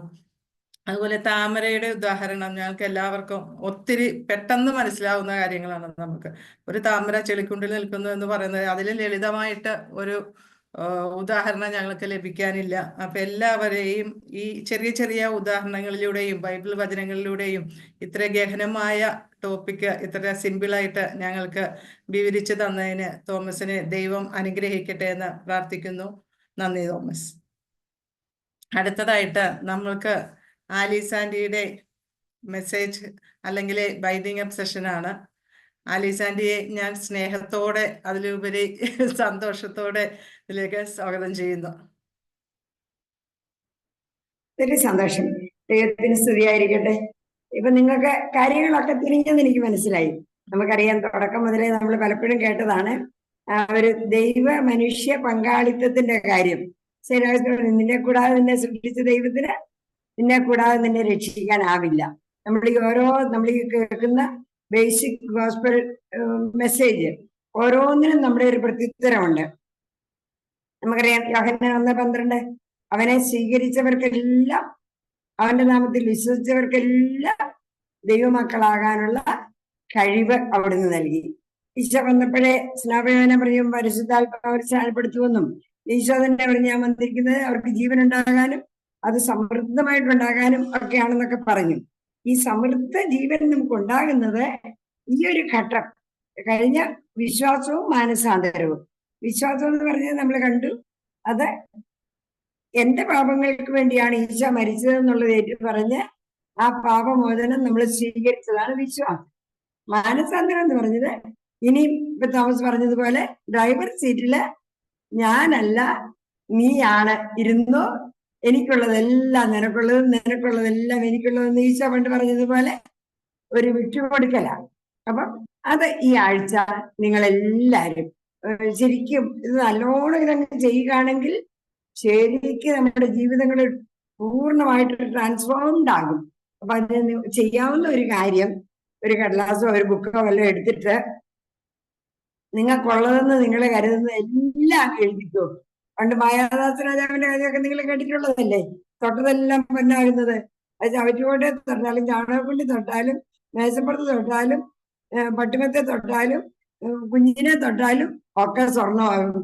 അപ്പം ദൈവത്തിന് നമ്മൾ കൊടുക്കുന്നത് എന്തെന്നുള്ളത് പ്രശ്നമല്ല, പക്ഷെ എല്ലാം കൊടുക്കണം എന്നുള്ളതാണ് പ്രധാനം. അവനെ സ്വീകരിച്ച് അങ്ങനെ കർത്താവായി സ്വീകരിച്ചവർക്ക്, രക്ഷകനായി വിശ്വസിച്ചേറ്റ് പറയുന്നവർക്ക് ദൈവമക്കളാകാനുള്ള കഴിവ് അവിടുന്ന് നൽകും. അപ്പൊ ആ ദൈവമക്കളാകാനുള്ള കഴിവ് നമുക്ക് കിട്ടണമെങ്കിൽ നമ്മുടെ ഭാഗത്തു നിന്ന് വരേണ്ട ഈ ഘട്ടത്തിലെ പ്രത്യുത്തരമാണ് ഒരു സമ്പൂർണ്ണ സമർപ്പണം എന്ന് പ്രൊക്ലമേഷനിലൂടെയും ടെസ്റ്റിമണിയിലൂടെയും ഇപ്പോൾ പ്രസന്റേഷനിലൂടെയും എല്ലാം നിങ്ങൾക്കത് മനസ്സിലായെന്ന് എനിക്കറിയാം. അപ്പം ഈ ആഴ്ച നിങ്ങളൊന്ന് എഴുതിക്കൂ. നേരം എടുക്കണം, സമയം എടുക്കണം, ഒരിക്കലും വേസ്റ്റ് അല്ല. നിങ്ങള് ജീവൻ മുതൽ തുടങ്ങാം ഇല്ലേ? സെയിന്റ് പോൾ ചോദിക്കുന്നുണ്ടല്ലോ, നിനക്ക് എന്ത് പ്രത്യേക മാഹാത്മ്യമാ ഉള്ളത്, ദാനമായി ലഭിച്ചതല്ലാതെ നിനക്ക് എന്താ ഉള്ളത്, എന്നിട്ട് പിന്നെ ദാനമല്ല നമുക്ക് എന്തിനാ ആഗ്രഹിക്കുന്നതെന്ന്. ജീവൻ ദൈവത്തിന്റെ സൗജന്യ ദാനമാണ്. ജീവൻ ദാനമാണെങ്കിൽ ജീവിതം ദാനമാണ്. ജീവിതം ദാനമാണെങ്കിൽ മാതാപിതാക്കളും കുടുംബവും നമുക്ക് ഒരു ശരീരവും എല്ലാ അവയവങ്ങളും കഴിവുകളും അറിവുകളും വിദ്യാഭ്യാസവും സമ്പത്തും സ്വാധീനവും എല്ലാം ദൈവം തന്നിരിക്കുന്ന ദാനങ്ങളാണ്. അതെല്ലാം ഏത് രീതിയിലാണ് നമ്മൾ ഉപയോഗിക്കേണ്ടതെന്നുള്ളത് തിരിച്ചറിയാൻ ഈശോയെ ആ ഡ്രൈവറുടെ സീറ്റിൽ ഇരുത്തിയതുപോലെ ഇതെല്ലാം കൂടെ അങ്ങോട്ടൊന്ന് ഈശോയുടെ കൊടുത്തിട്ട് ഈശോയെ ഇനി നീ എന്നെ നയിക്കണം. ഈശോയെ നയിക്കാൻ പറയുമ്പോഴാണ് പരിശുദ്ധാത്മാവിനെ നമുക്ക് തരുന്നത്. അത് ഓർക്കണം. അതൊക്കെ അടുത്ത ആഴ്ചയിലെ ക്ലാസ്സിൽ വരും. അപ്പോൾ ഈ ഒരു മാസം ഈ ആഴ്ചയിൽ ഇത് മാത്രം ഓർത്താൽ മതി. ഒന്നങ്ങ് കുറിച്ചോണം. സ്ട്രെങ്സ്, ധന്യതകള്, നേട്ടങ്ങള്, സന്തോഷത്തോടെ ഓർക്കുന്ന കാര്യങ്ങള്, ദൈവത്തിന് നന്ദി പറയാനുള്ള കാര്യങ്ങളെല്ലാം അങ്ങ് എഴുതുക. പിന്നെ വീക്ക്നെസ്സസ്, പരിമിതികള്, രോഗങ്ങളാകാം, പാപങ്ങളാകാം, ആന്തരിക സൗഖ്യത്തിന്റെ മേഖലകളാകാം, ചുസ്തഴക്കങ്ങളാകാം, അയ്യോ ഇല്ലല്ലോ എന്നുള്ള വിചാരമാകാം, ഉണ്ടല്ലോ എന്നുള്ള വിചാരമാകാം, എല്ലാം ഒരു കടലാസ് എടുത്തിട്ട് ചുമ്മാ അങ്ങോട്ട് എഴുതിക്കുകയും പിന്നെ ക്ഷമിക്കാനും ക്ഷമ ചോദിക്കാനും ഉള്ളവരുടെ പേരുകൾ അങ്ങോട്ട് എഴുതിക്കുക. അവരെയൊക്കെ കർത്താവിൻ്റെ കയ്യിലോട്ട് കൊടുക്കുമ്പോഴേ നമ്മിലൂടെ ദൈവത്തിന്റെ സ്നേഹം അവരിലേക്ക് ഇങ്ങനെ ഒഴുകിക്കൊണ്ടിരിക്കും. അങ്ങനെ ഒരു നല്ല ലിസ്റ്റ് അങ്ങോട്ട് ഉണ്ടാക്കിയിട്ട് പറ്റുമെന്നുണ്ടെങ്കിൽ ഒരു ദിവസം കുർബാനയ്ക്ക് പോകുമ്പോൾ അത് കൈ പിടിച്ചോ. ഞങ്ങൾ റെസിഡൻസ് കോഴ്സിൽ ഞങ്ങൾ അതൊക്കെ വിദ്യകളൊക്കെ ഒപ്പിക്കാറുണ്ട്. അവിടെ ഇപ്പൊ നിങ്ങൾക്ക് അവിടെ ഇരിക്കുന്നിടത്ത് പറ്റുകയല്ലോ.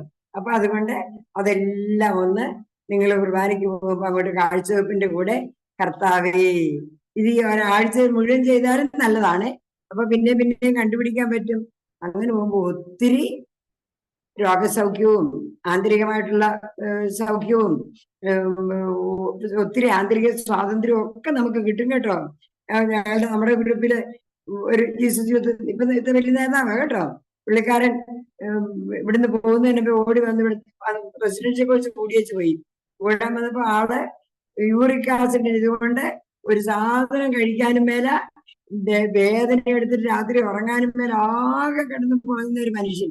എന്നിട്ട് അവനുണ്ടല്ലോ ഈ കോഴ്സ് എല്ലാം കൂടി കഴിഞ്ഞപ്പോഴേക്ക് അത് കഴിഞ്ഞ് ടെസ്റ്റ് ചെയ്ത് നോക്കിയപ്പോ സംഭവമില്ല, യൂറിക് ആസിഡും ഇല്ല, പ്രശ്നവും ഇല്ല. ഇപ്പൊ നല്ല മിടുക്കനായിട്ട് എല്ലാമായിട്ട് അതിനുവേണ്ടി പ്രത്യേക പ്രാർത്ഥനയൊന്നും ഉണ്ടായില്ല. ഏതായാലും ഒക്കെ അങ്ങോട്ട് സമർപ്പിച്ചു കഴിയുമ്പോൾ കർത്താവ് അങ്ങോട്ട് എടുക്കുകയും ചെയ്യും.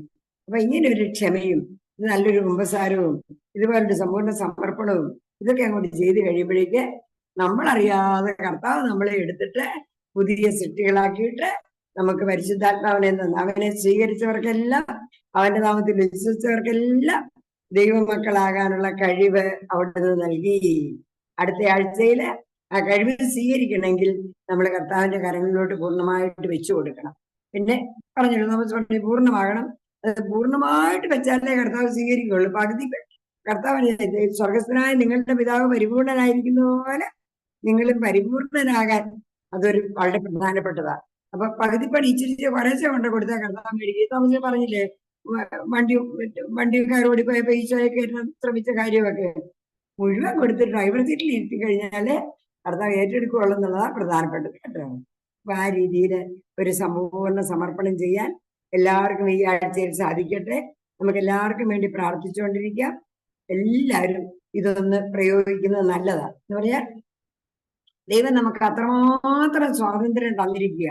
നമ്മൾ അനുവദിച്ചാലല്ലാതെ സെന്റ് അഗസ്റ്റിൻ പണ്ടൊരിക്കൽ പറഞ്ഞല്ലോ, നിന്നെ കൂടാതെ നിന്നെ സൃഷ്ടിച്ച ദൈവത്തിന് നിന്നെ കൂടാതെ നിന്നെ രക്ഷിക്കാനാവില്ല. സഹകരണത്തിന് വേണ്ടി കാത്തിരിക്കുകയാണ്. വാതുക്കൾ പറഞ്ഞില്ല, വെളിപാടി പറയുന്ന അതില്ല, ഇതാ ഞാൻ വാതുക്കൾ നിന്നുകൊണ്ട് മുട്ടുന്നു, ആരെങ്കിലും എന്റെ സ്വരം കേട്ട് വാതിൽ തുറന്നെന്നെ അകത്ത് കയറ്റിയാൽ അവനോടുകൂടി അകത്ത് ചെന്ന് ഭക്ഷിക്കുമെന്നാ പറയുന്നത്. അപ്പം ഇതാണ് കർത്താൻ വളരെ ജെന്റിൽമാൻലിയാ. ഇടിച്ചു കയറുകയൊന്നുമില്ല, ജഗത്താൻ കയറുന്ന ഇടിച്ചു കയറിയൊന്നും വരികയില്ല. പിന്നെ നമുക്ക് ഒത്തിരി എളിമയോടെ സ്നേഹത്തോടെ സ്വീകരിച്ച് നമ്മുടെ ജീവിതം മുഴുവനും കർത്താവിന് സമർപ്പിക്കാം. ഈ ആഴ്ച അതിനുള്ള ആഴ്ചയാണ്. അതിനുള്ള കൃപ എല്ലാവർക്കും ലഭിക്കട്ടെ എന്ന് ആശംസിക്കുന്നു, പ്രാർത്ഥിക്കുന്നു. ദൈവത്തിന്റെ സ്തുതി. ആമേൻ. നന്ദി ആലിസാൻഡി. എപ്പോഴും ആലിസാൻഡിയുടെ വാക്കുകൾ കടമെടുത്ത് ഞങ്ങൾ പലരോടും സംസാരിക്കാറുണ്ട്. അത്ര അർത്ഥവത്തായും എന്നാൽ സിമ്പിളുമായിട്ടാണ് ആൻറ്റി എപ്പോഴും സംസാരിക്കാറ്. ഞങ്ങൾക്ക് എല്ലാവർക്കും എന്നും വാത്സല്യവും അറിവും പകർന്നു നൽകുന്ന ആലിസാൻഡിക്ക് 1000 നന്ദി. ദൈവം എപ്പോഴും എല്ലാ രൂപത്തിലും ഭാവത്തിലും ആൻറ്റിയുടെ ലൈഫിൽ നിറഞ്ഞു നിൽക്കട്ടെ എന്ന് പ്രാർത്ഥനയോടെ ഒരിക്കൽ കൂടി നന്ദി.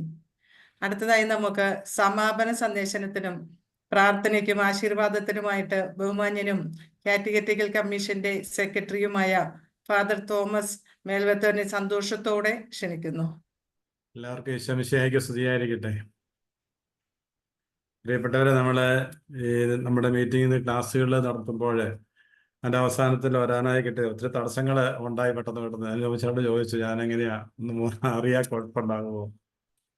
പിന്നെ പിതാക്കന്മാരുടെ മീറ്റിംഗ് ആയതുകൊണ്ട് ഞാൻ പറഞ്ഞു എനിക്ക് മീറ്റിംഗ് കയറാനുണ്ടെന്ന് പറഞ്ഞ് അവരെ മീറ്റിംഗ് നടന്നുകൊണ്ടിരിക്കുന്നത് ഞാൻ ഇങ്ങോട്ട് ഫോലോ ചെയ്ത് എൻ്റെ അത്യാവശ്യം എന്നുള്ള ഉത്തരവാദിത്തങ്ങൾ കസ്റ്റമർ സിനോട് വരുന്നതുകൊണ്ട് അങ്ങനെയുള്ള കാര്യങ്ങളെ പറ്റി ചർച്ച ചെയ്യുന്ന ദിവസമാക്കി. ഇന്നലെ പറയാത്തതുകൊണ്ടാണ് ഞാൻ ഇന്നലെ ഓക്കെ പറഞ്ഞത്. പറഞ്ഞാൽ ഞാൻ ഇന്ന് വരുമായിരുന്നു. എല്ലാം ദൈവത്തിന് നിശ്ചയം നടക്കട്ടെ. ഇവിടെ നമ്മൾ മാനസാന്തര ജീവിതത്തെ പറ്റിയാണല്ലോ നമ്മൾ ചിന്തിച്ച് ഒരുങ്ങിക്കൊണ്ടിരിക്കുന്നത്. ഞാൻ കേൾക്കുമ്പോൾ അലശേച്ച് പോയി മാനസാന്തരപ്പെട്ട ആളുടെ കഥ പറഞ്ഞുകൊണ്ടാണ്, അനുഭവം പറഞ്ഞുകൊണ്ടാണ് നമ്മളോട് സംസാരിക്കുന്നത് കേട്ടെ. നമുക്കറിയാം, നമ്മൾ ധൂർത്തപുത്രന്റെ ഉപമ ലൂക്കായുടെ സുവിശേഷം 15-ാം അധ്യായത്തില് 11 മുതൽ 32 വരെയുള്ള തിരുവചനങ്ങളോട് നമുക്ക് കാണാം. ഈ മാനസാന്തരത്തെ പറ്റി പറയുമ്പോൾ ഏറ്റവും ഫേമസ് ആയിട്ട് പറയുന്ന ഒരു സുവിശേഷ ഭാഗങ്ങൾ ഒന്നാണല്ലോ ഈ ധൂർത്തപുത്രന്റെ ഉപമ എന്ന് പറയുക. അപ്പൊ നമ്മള് ഈ ധൂർത്തപുത്രന്റെ ഉപമയിലോട്ട് ഞാൻ അകത്തോട്ട് അങ്ങ് പ്രവേശിക്കുകയാണെങ്കിൽ നമുക്കറിയാം 2 കഥാപാത്രങ്ങൾ നമുക്കവിടെ കാണാം. ധൂർത്തപുത്രനും അതിന്റെ ചേട്ടനും മൂത്ത പുത്രനും. ഇവർ തമ്മിലും സ്നേഹം തോർത്തടിക്കുന്ന കാരുണ്യമുള്ള ഒരപ്പന്റെ 2 മക്കൾ. അപ്പോഴ് എന്നിട്ട് പറയാണ്, ഒരു അപ്പന് 2 പുത്രന്മാരുണ്ടായിരുന്നു. നമുക്ക് ഈ വിശുദ്ധ ഗ്രന്ഥത്തിൽ മുഴുവൻ ഈ 2 പുത്രന്മാർ തമ്മിലുള്ള അകൽച്ചകൾ എപ്പോഴും കാണും. അത് നമ്മുടെ കുടുംബജീവിതത്തിലാണ് ചിലപ്പോൾ ഈ കാണാനായിട്ട് സാധിക്കും. 2 ഗണം ആളുകളെ, 2 സഹോദരന്മാരാണ് ഉമ്മ പറയുക. ഒരു അടുത്ത ചുങ്കക്കാരും പാവികളും പരിസേർ നിയമിച്ചരും. നമ്മുടെ കഥ പറയുമ്പോൾ ധൂർത്തപുത്രന് ഒരു വശത്ത്, മൂത്രപുത്രൻ മറുവശത്ത്. അവർ 2 പേരും എതിർചേരികളിൽ നിൽക്കുന്ന പോലെയാണ് ഈ ഭാഗത്ത് നമ്മൾ കാണുക. പഴയ നിയമത്തിലെ ചില സഹോദരങ്ങളെ അപ്പം ഈ ഓർമ്മയെ നമുക്ക് കൊണ്ടുവരാവുന്നതാണ്. നമുക്കറിയാം, തുടക്ക സഹോദരന്മാർ കായനും ആവേനും 2 എതിർചേരികളാണ്. ഇസ്മായേൽ, ഇസ്ഹാക്ക്, അത് നമുക്കറിയാം ഇന്ന് പോയി എവിടം വരെ വഴക്കത്തിൽ നിൽക്കുന്നത് നമുക്കറിയാം. അങ്ങനെ ഈ ഏസാവ്, യാക്കോബ്, ഇങ്ങനെ ഈ ഇരട്ട സഹോദരങ്ങൾ തമ്മിലുള്ള സഹോദര ജോഡികളുടെ വൈരുദ്ധ്യം രക്ഷാകര ചരിത്രത്തിന്റെ ആരംഭം മുതലുള്ള ഒരു വൈരുദ്ധ്യമായിട്ട് നമുക്ക് കാണാനായിട്ട് പറ്റും. ഇത് എന്തുകൊണ്ടാണെന്ന് ചോദിച്ച് ദൈവത്തിന്റെ തെരഞ്ഞെടുപ്പ് എന്നല്ലാതെ നമുക്ക് പ്രത്യേകമായിട്ട് ഒന്നും പറയാനായിട്ട് സാധിക്കുകയില്ല. ഇവിടെ ഈ ധൂർത്തപുത്രൻ എന്ന് പറയുന്ന ഇളയ മകന് പിതാവിന് പറയുന്ന സ്വത്തിന്റെ ഓഹരി എനിക്ക് തരിക, ഞാനൊക്കെ മേടിക്കണം. കാരണം വീട്ടിലെ താമസം ഒരു അടിമത്തമായിട്ട് അവന് ഫീൽ ചെയ്യാൻ തുടങ്ങി. വീട്ടിലെ അസ്വാതന്ത്ര്യം അനുഭവിക്കുന്ന മകൻ. ഈ സാധാരണഗതി പറയുന്ന ഈ സ്വത്ത് എന്നൊരു ഉപയോഗിക്കുന്ന വാക്കിന്റെ അർത്ഥം ജീവൻ എന്നാണ്. ബിയോസ് എന്ന വാക്കാണ് ഇതിന്റെ അർത്ഥം എന്ന് പറയാം. ജീവിക്കാനുള്ള ജീവനാവശ്യമായിട്ട് കിട്ടാനുള്ളതാണ് ഈ സ്വത്ത് എന്ന് പറയുമ്പോൾ കിട്ടുക. അതുകൊണ്ട് ഈ മകന് ഉണ്ടാകുന്ന എന്താണെന്ന് ചോദിച്ചിട്ടുണ്ടെങ്കിലും സ്വത്തിന്റെ ഓഹരി മേടിച്ചിട്ട് പോകുക എന്നുള്ളതാണ്. എന്ന് പറഞ്ഞാൽ ജീവിച്ചിരിക്കുമ്പോൾ സ്വത്തിന്റെ ഓഹരി മേടിക്കുക എന്നാൽ അപ്പൻ ഇനി എനിക്ക് ആരുമല്ല, എനിക്ക് മൃതപ്രാണനായി എന്നുള്ള ഒരു ചിന്തയാണ് യഹൂദ പശ്ചാത്തലത്തിൽ ഉണ്ടായിരുന്നത്. അപ്പൊ അങ്ങനെ ഒരു പശ്ചാത്തലത്തില് സ്വത്തിന്റെ ഓഹരി മേടിക്കുക എന്ന് പറയുമ്പോൾ നമുക്കറിയാം അപ്പൻ നമ്മുടെ ഭാഷ പറഞ്ഞ വെറുക്കപ്പെട്ടവനായും അതിന്റെ മനസ്സിൽ എത്രയോ വെറുക്കപ്പെട്ടവനായിട്ടുള്ള ഒരു വ്യക്തിയായിട്ട് മാറി. അങ്ങനെ അവസാനം കിട്ടന്റെ ഓഹരി മേടിച്ച് ജീവനാവശ്യം മേടിച്ചുകൊണ്ട് അവിടുന്ന് പോവുകയാണ് ചെയ്യുക. എന്നിട്ട് അത് ദുർവ്യയം ചെയ്തെന്നാണ് പറയാ. ദുർവ്യയം ചെയ്ത് നശിപ്പിക്കുകയാണ്. ഇവിടെ ഈ ഇളയ മകന് ധൂർത്തപുത്രന് ഉണ്ടാകുന്ന ഒരു അവസ്ഥ എന്താണെന്ന് ചോദിച്ചു കഴിഞ്ഞാല് സ്വാതന്ത്ര്യത്തിന്റെ തടസ്സമാണ് ഈ അപ്പൻ. എന്റെ ഇഷ്ടമനുസരിച്ച് ജീവിക്കാനായിട്ട് അപ്പനെ കൂടാതെ എനിക്ക് വളർന്ന് അപ്പനെ പോലെ ആകണമെന്നുള്ള ഒരു ചിന്ത അവിടെ വരികയാണ്. നമുക്ക് ആദ്യ ഘട്ടം നമുക്കറിയാം, ആദ്യ മാതാവാക്ക് ഉണ്ടായിരുന്ന അതേ അവസ്ഥ തന്നെയാണ് ഈ മനുഷ്യജീവിതത്തിന്റെ ഒരു മുന്നോട്ടുള്ള യാത്രയിൽ എല്ലാവർക്കും അനുഭവപ്പെടുക. ദൈവത്തെ കൂടാതെ വലിയവരാകുക. അങ്ങനെയാണല്ലോ ആദവും പാപം ചെയ്ത് നമ്മൾ കഴിഞ്ഞ ഭാവത്തെ പറ്റി പറഞ്ഞപ്പോൾ. അപ്പം ദൈവത്തെ കൂടാതെ അല്ലെങ്കിൽ ദൈവം എൻ്റെ ഭക്തിയാർന്ന വളർച്ചയ്ക്ക് തടസ്സമാണ് എന്ന് ചിന്തിക്കുന്ന ആ കാലഘട്ടം പോലെ തന്നെ ഈ കാലഘട്ടവും ഉണ്ട്.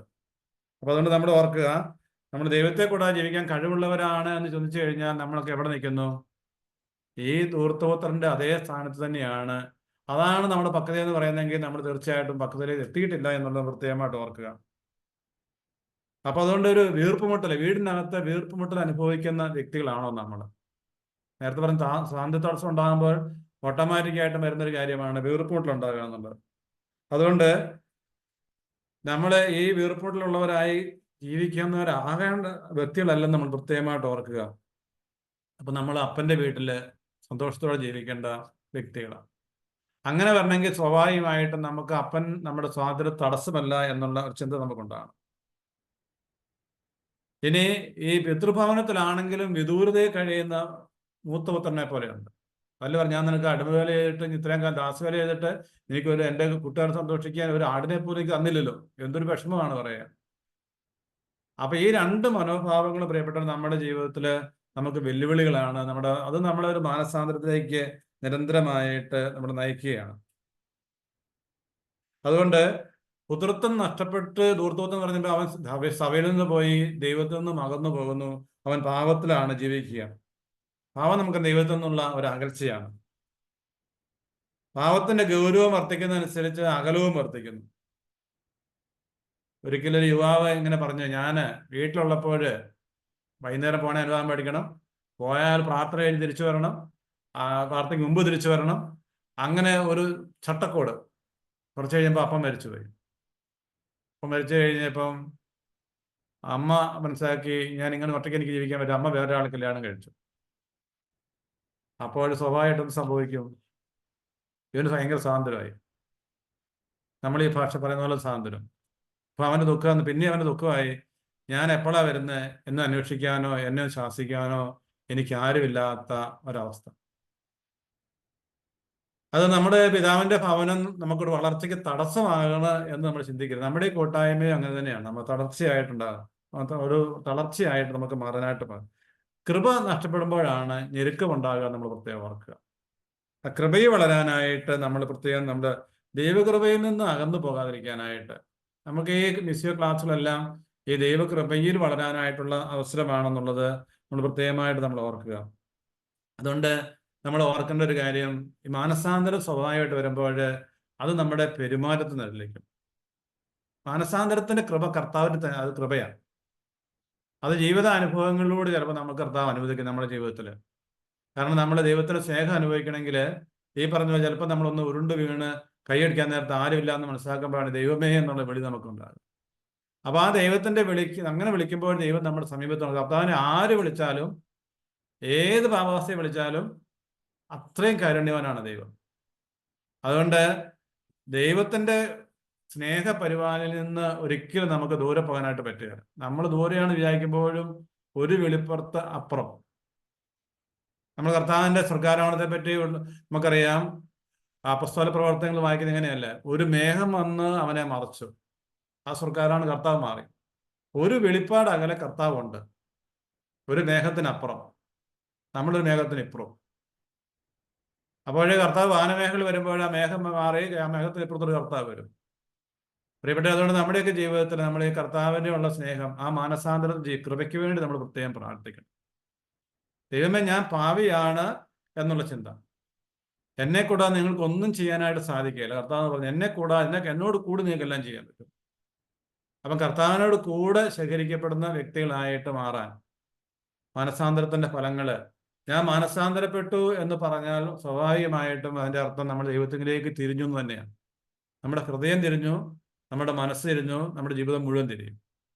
അത് നമ്മൾ സ്വാഭാവികമായിട്ട് നമ്മുടെ പ്രവൃത്തിയിലൂടെ പ്രകടമാകും. ഒരാൾ മാനസാന്തര ജീവിതം നയിച്ചു എന്ന് പറയുമ്പോൾ എങ്ങനെയാണ് തിരിച്ചറിയാൻ ചോദിച്ചാൽ, ഇന്നലെ ചിന്തിച്ച പോലെ അല്ല ഇന്ന് ചിന്തിക്കുക, ഇന്നലെ പറഞ്ഞതുപോലെ അല്ല ഇന്ന് പറയുക, ഇന്നലെ പ്രവർത്തിച്ചതുപോലെ അല്ല ഇന്ന് പ്രവർത്തിക്കുക. അവന്റെ നോട്ടത്തില്, അവന്റെ സംസാരത്തില്, അവന്റെ പെരുമാറ്റത്തില് എല്ലാത്തിനും മാറ്റം വരും. അവിടെ അവന്റെ ഹൃദയം പൂർണ്ണമായിട്ടുള്ള ഒരു പരിവർത്തനം, അത് ദൈവത്തിന്റെ ഒരു കൃപയാണ്. അതുകൊണ്ട് ഒരു മാനസാന്തരത്തിന് കൃപയ്ക്ക് വേണ്ടി നമ്മൾ പ്രാർത്ഥിക്കും. കർത്താവ് പറഞ്ഞു, ഞാൻ പാപിയാണ്. അപ്പൊ നമ്മൾ പൗലോസിനെ പറ്റി ഞാൻ പാപികളിൽ ഏറ്റവും എന്ന്, കാരണം ദൈവത്തിന്റെ കൃപ മനസ്സിലാക്കാൻ തുടങ്ങുന്നിടത്ത് നമുക്ക് ഉണ്ടാകുന്ന സ്വാഭാവികമായിട്ടുള്ള പ്രതികരണം ഞാൻ പാപിയാണെന്നുള്ള ചിന്തയാണ്. യേശയ്യ പറഞ്ഞത് അങ്ങനെയാണല്ലോ, അശുദ്ധനും അശുദ്ധമായ പ്രത്യേക വസിക്കുന്നവനുമായ ഒരു വ്യക്തിയാണ് ഞാൻ. എന്നിട്ട് അങ്ങനെ ഒരു ചിന്ത ഉണ്ടാകുമ്പോൾ കർത്താവെ സഹായിക്കണമേ എന്ന് പ്രാർത്ഥിച്ചു കഴിയുമ്പോൾ നമുക്ക് സ്വാഭാവികമായിട്ടും എഴുന്നേക്കാനുള്ള കൃപ കർത്താവ് തരും. സുഹൃത്തുത്രം എഴുന്നേറ്റതുപോലെ നമുക്ക് എഴുന്നേക്കും. തീരുമാനം എടുക്കുമ്പോൾ എഴുന്നേക്കാൻ കൃപ തരും. മുന്നോട്ട് നടക്കാനായിട്ടുള്ള നടന്ന വഴികള്, ആ തെറ്റിപ്പോയ വഴി എന്ന് പറയുമ്പോൾ മുന്നോട്ട് നടക്കാനായിട്ടുള്ള വഴി കർത്താവ് തരും. അതുകൊണ്ട് കുമ്പസാരം എന്ന കുദാശ ഈ മാനസാന്തര ജീവിതത്തിന്റെ അഭിവാച്യമായ ഒരു ഘടകമാണ്. നമുക്കറിയാം, ചെറുതും വലുതുമായിട്ടുള്ള ഭാവങ്ങൾ ഏറ്റുപറയാം. എനിക്ക് വേദപാഠത്തിന് സെമിനാർ നടത്തിയപ്പോൾ, വിശ്വാസ പ്രമാണത്തെ പറ്റി നടത്തിയപ്പോൾ ഒരു ക്ലാസ്സിൽ ഇങ്ങനെ പറയുക, കാലിക ശിക്ഷ എന്ന് പറഞ്ഞാൽ എന്താണെന്ന് എനിക്കൊരു നമ്മുടെയൊക്കെ കണ്ണു തുറന്ന നിമിഷമാണ്. ഞാനൊരു പാവയേറ്റ് പറഞ്ഞു, ആ പാവത്തിൽ തന്നെ ഞാൻ വീണ്ടും വീഴുമ്പോൾ അതിന്റെ അർത്ഥം നമ്മളെ കാലിക ശിക്ഷയിൽ നിന്നാണ്. നമ്മളൊരു 3 നന്മ പറഞ്ഞ കാഴ്ചവെക്കാൻ കുമ്പസാരപ്പെട്ട് പറയുമ്പോൾ അതിന്റെ ശിക്ഷ മാറിക്കെട്ടി, പക്ഷെ കടങ്ങൾ നമുക്ക് മാറിക്കിട്ടുന്നില്ല. നമുക്ക് ആ ഒരു കടങ്ങൾ ഇങ്ങനെ മാറണമെങ്കിൽ നമ്മൾ ആ പാവ ചാച്ചലയിൽ നിന്ന് നമ്മൾ വിമോചിതരാണ്. അത് നിരന്തരമായ ഒരു പോരാട്ടമാണ്, നമ്മുടെ ശരീരത്തിൽ നടത്തേണ്ട ഒരു പോരാട്ടമാണ്. അതുകൊണ്ട് മാനസാന്തരം ഒരു നിരന്തരമായ പോരാട്ടമാണ്.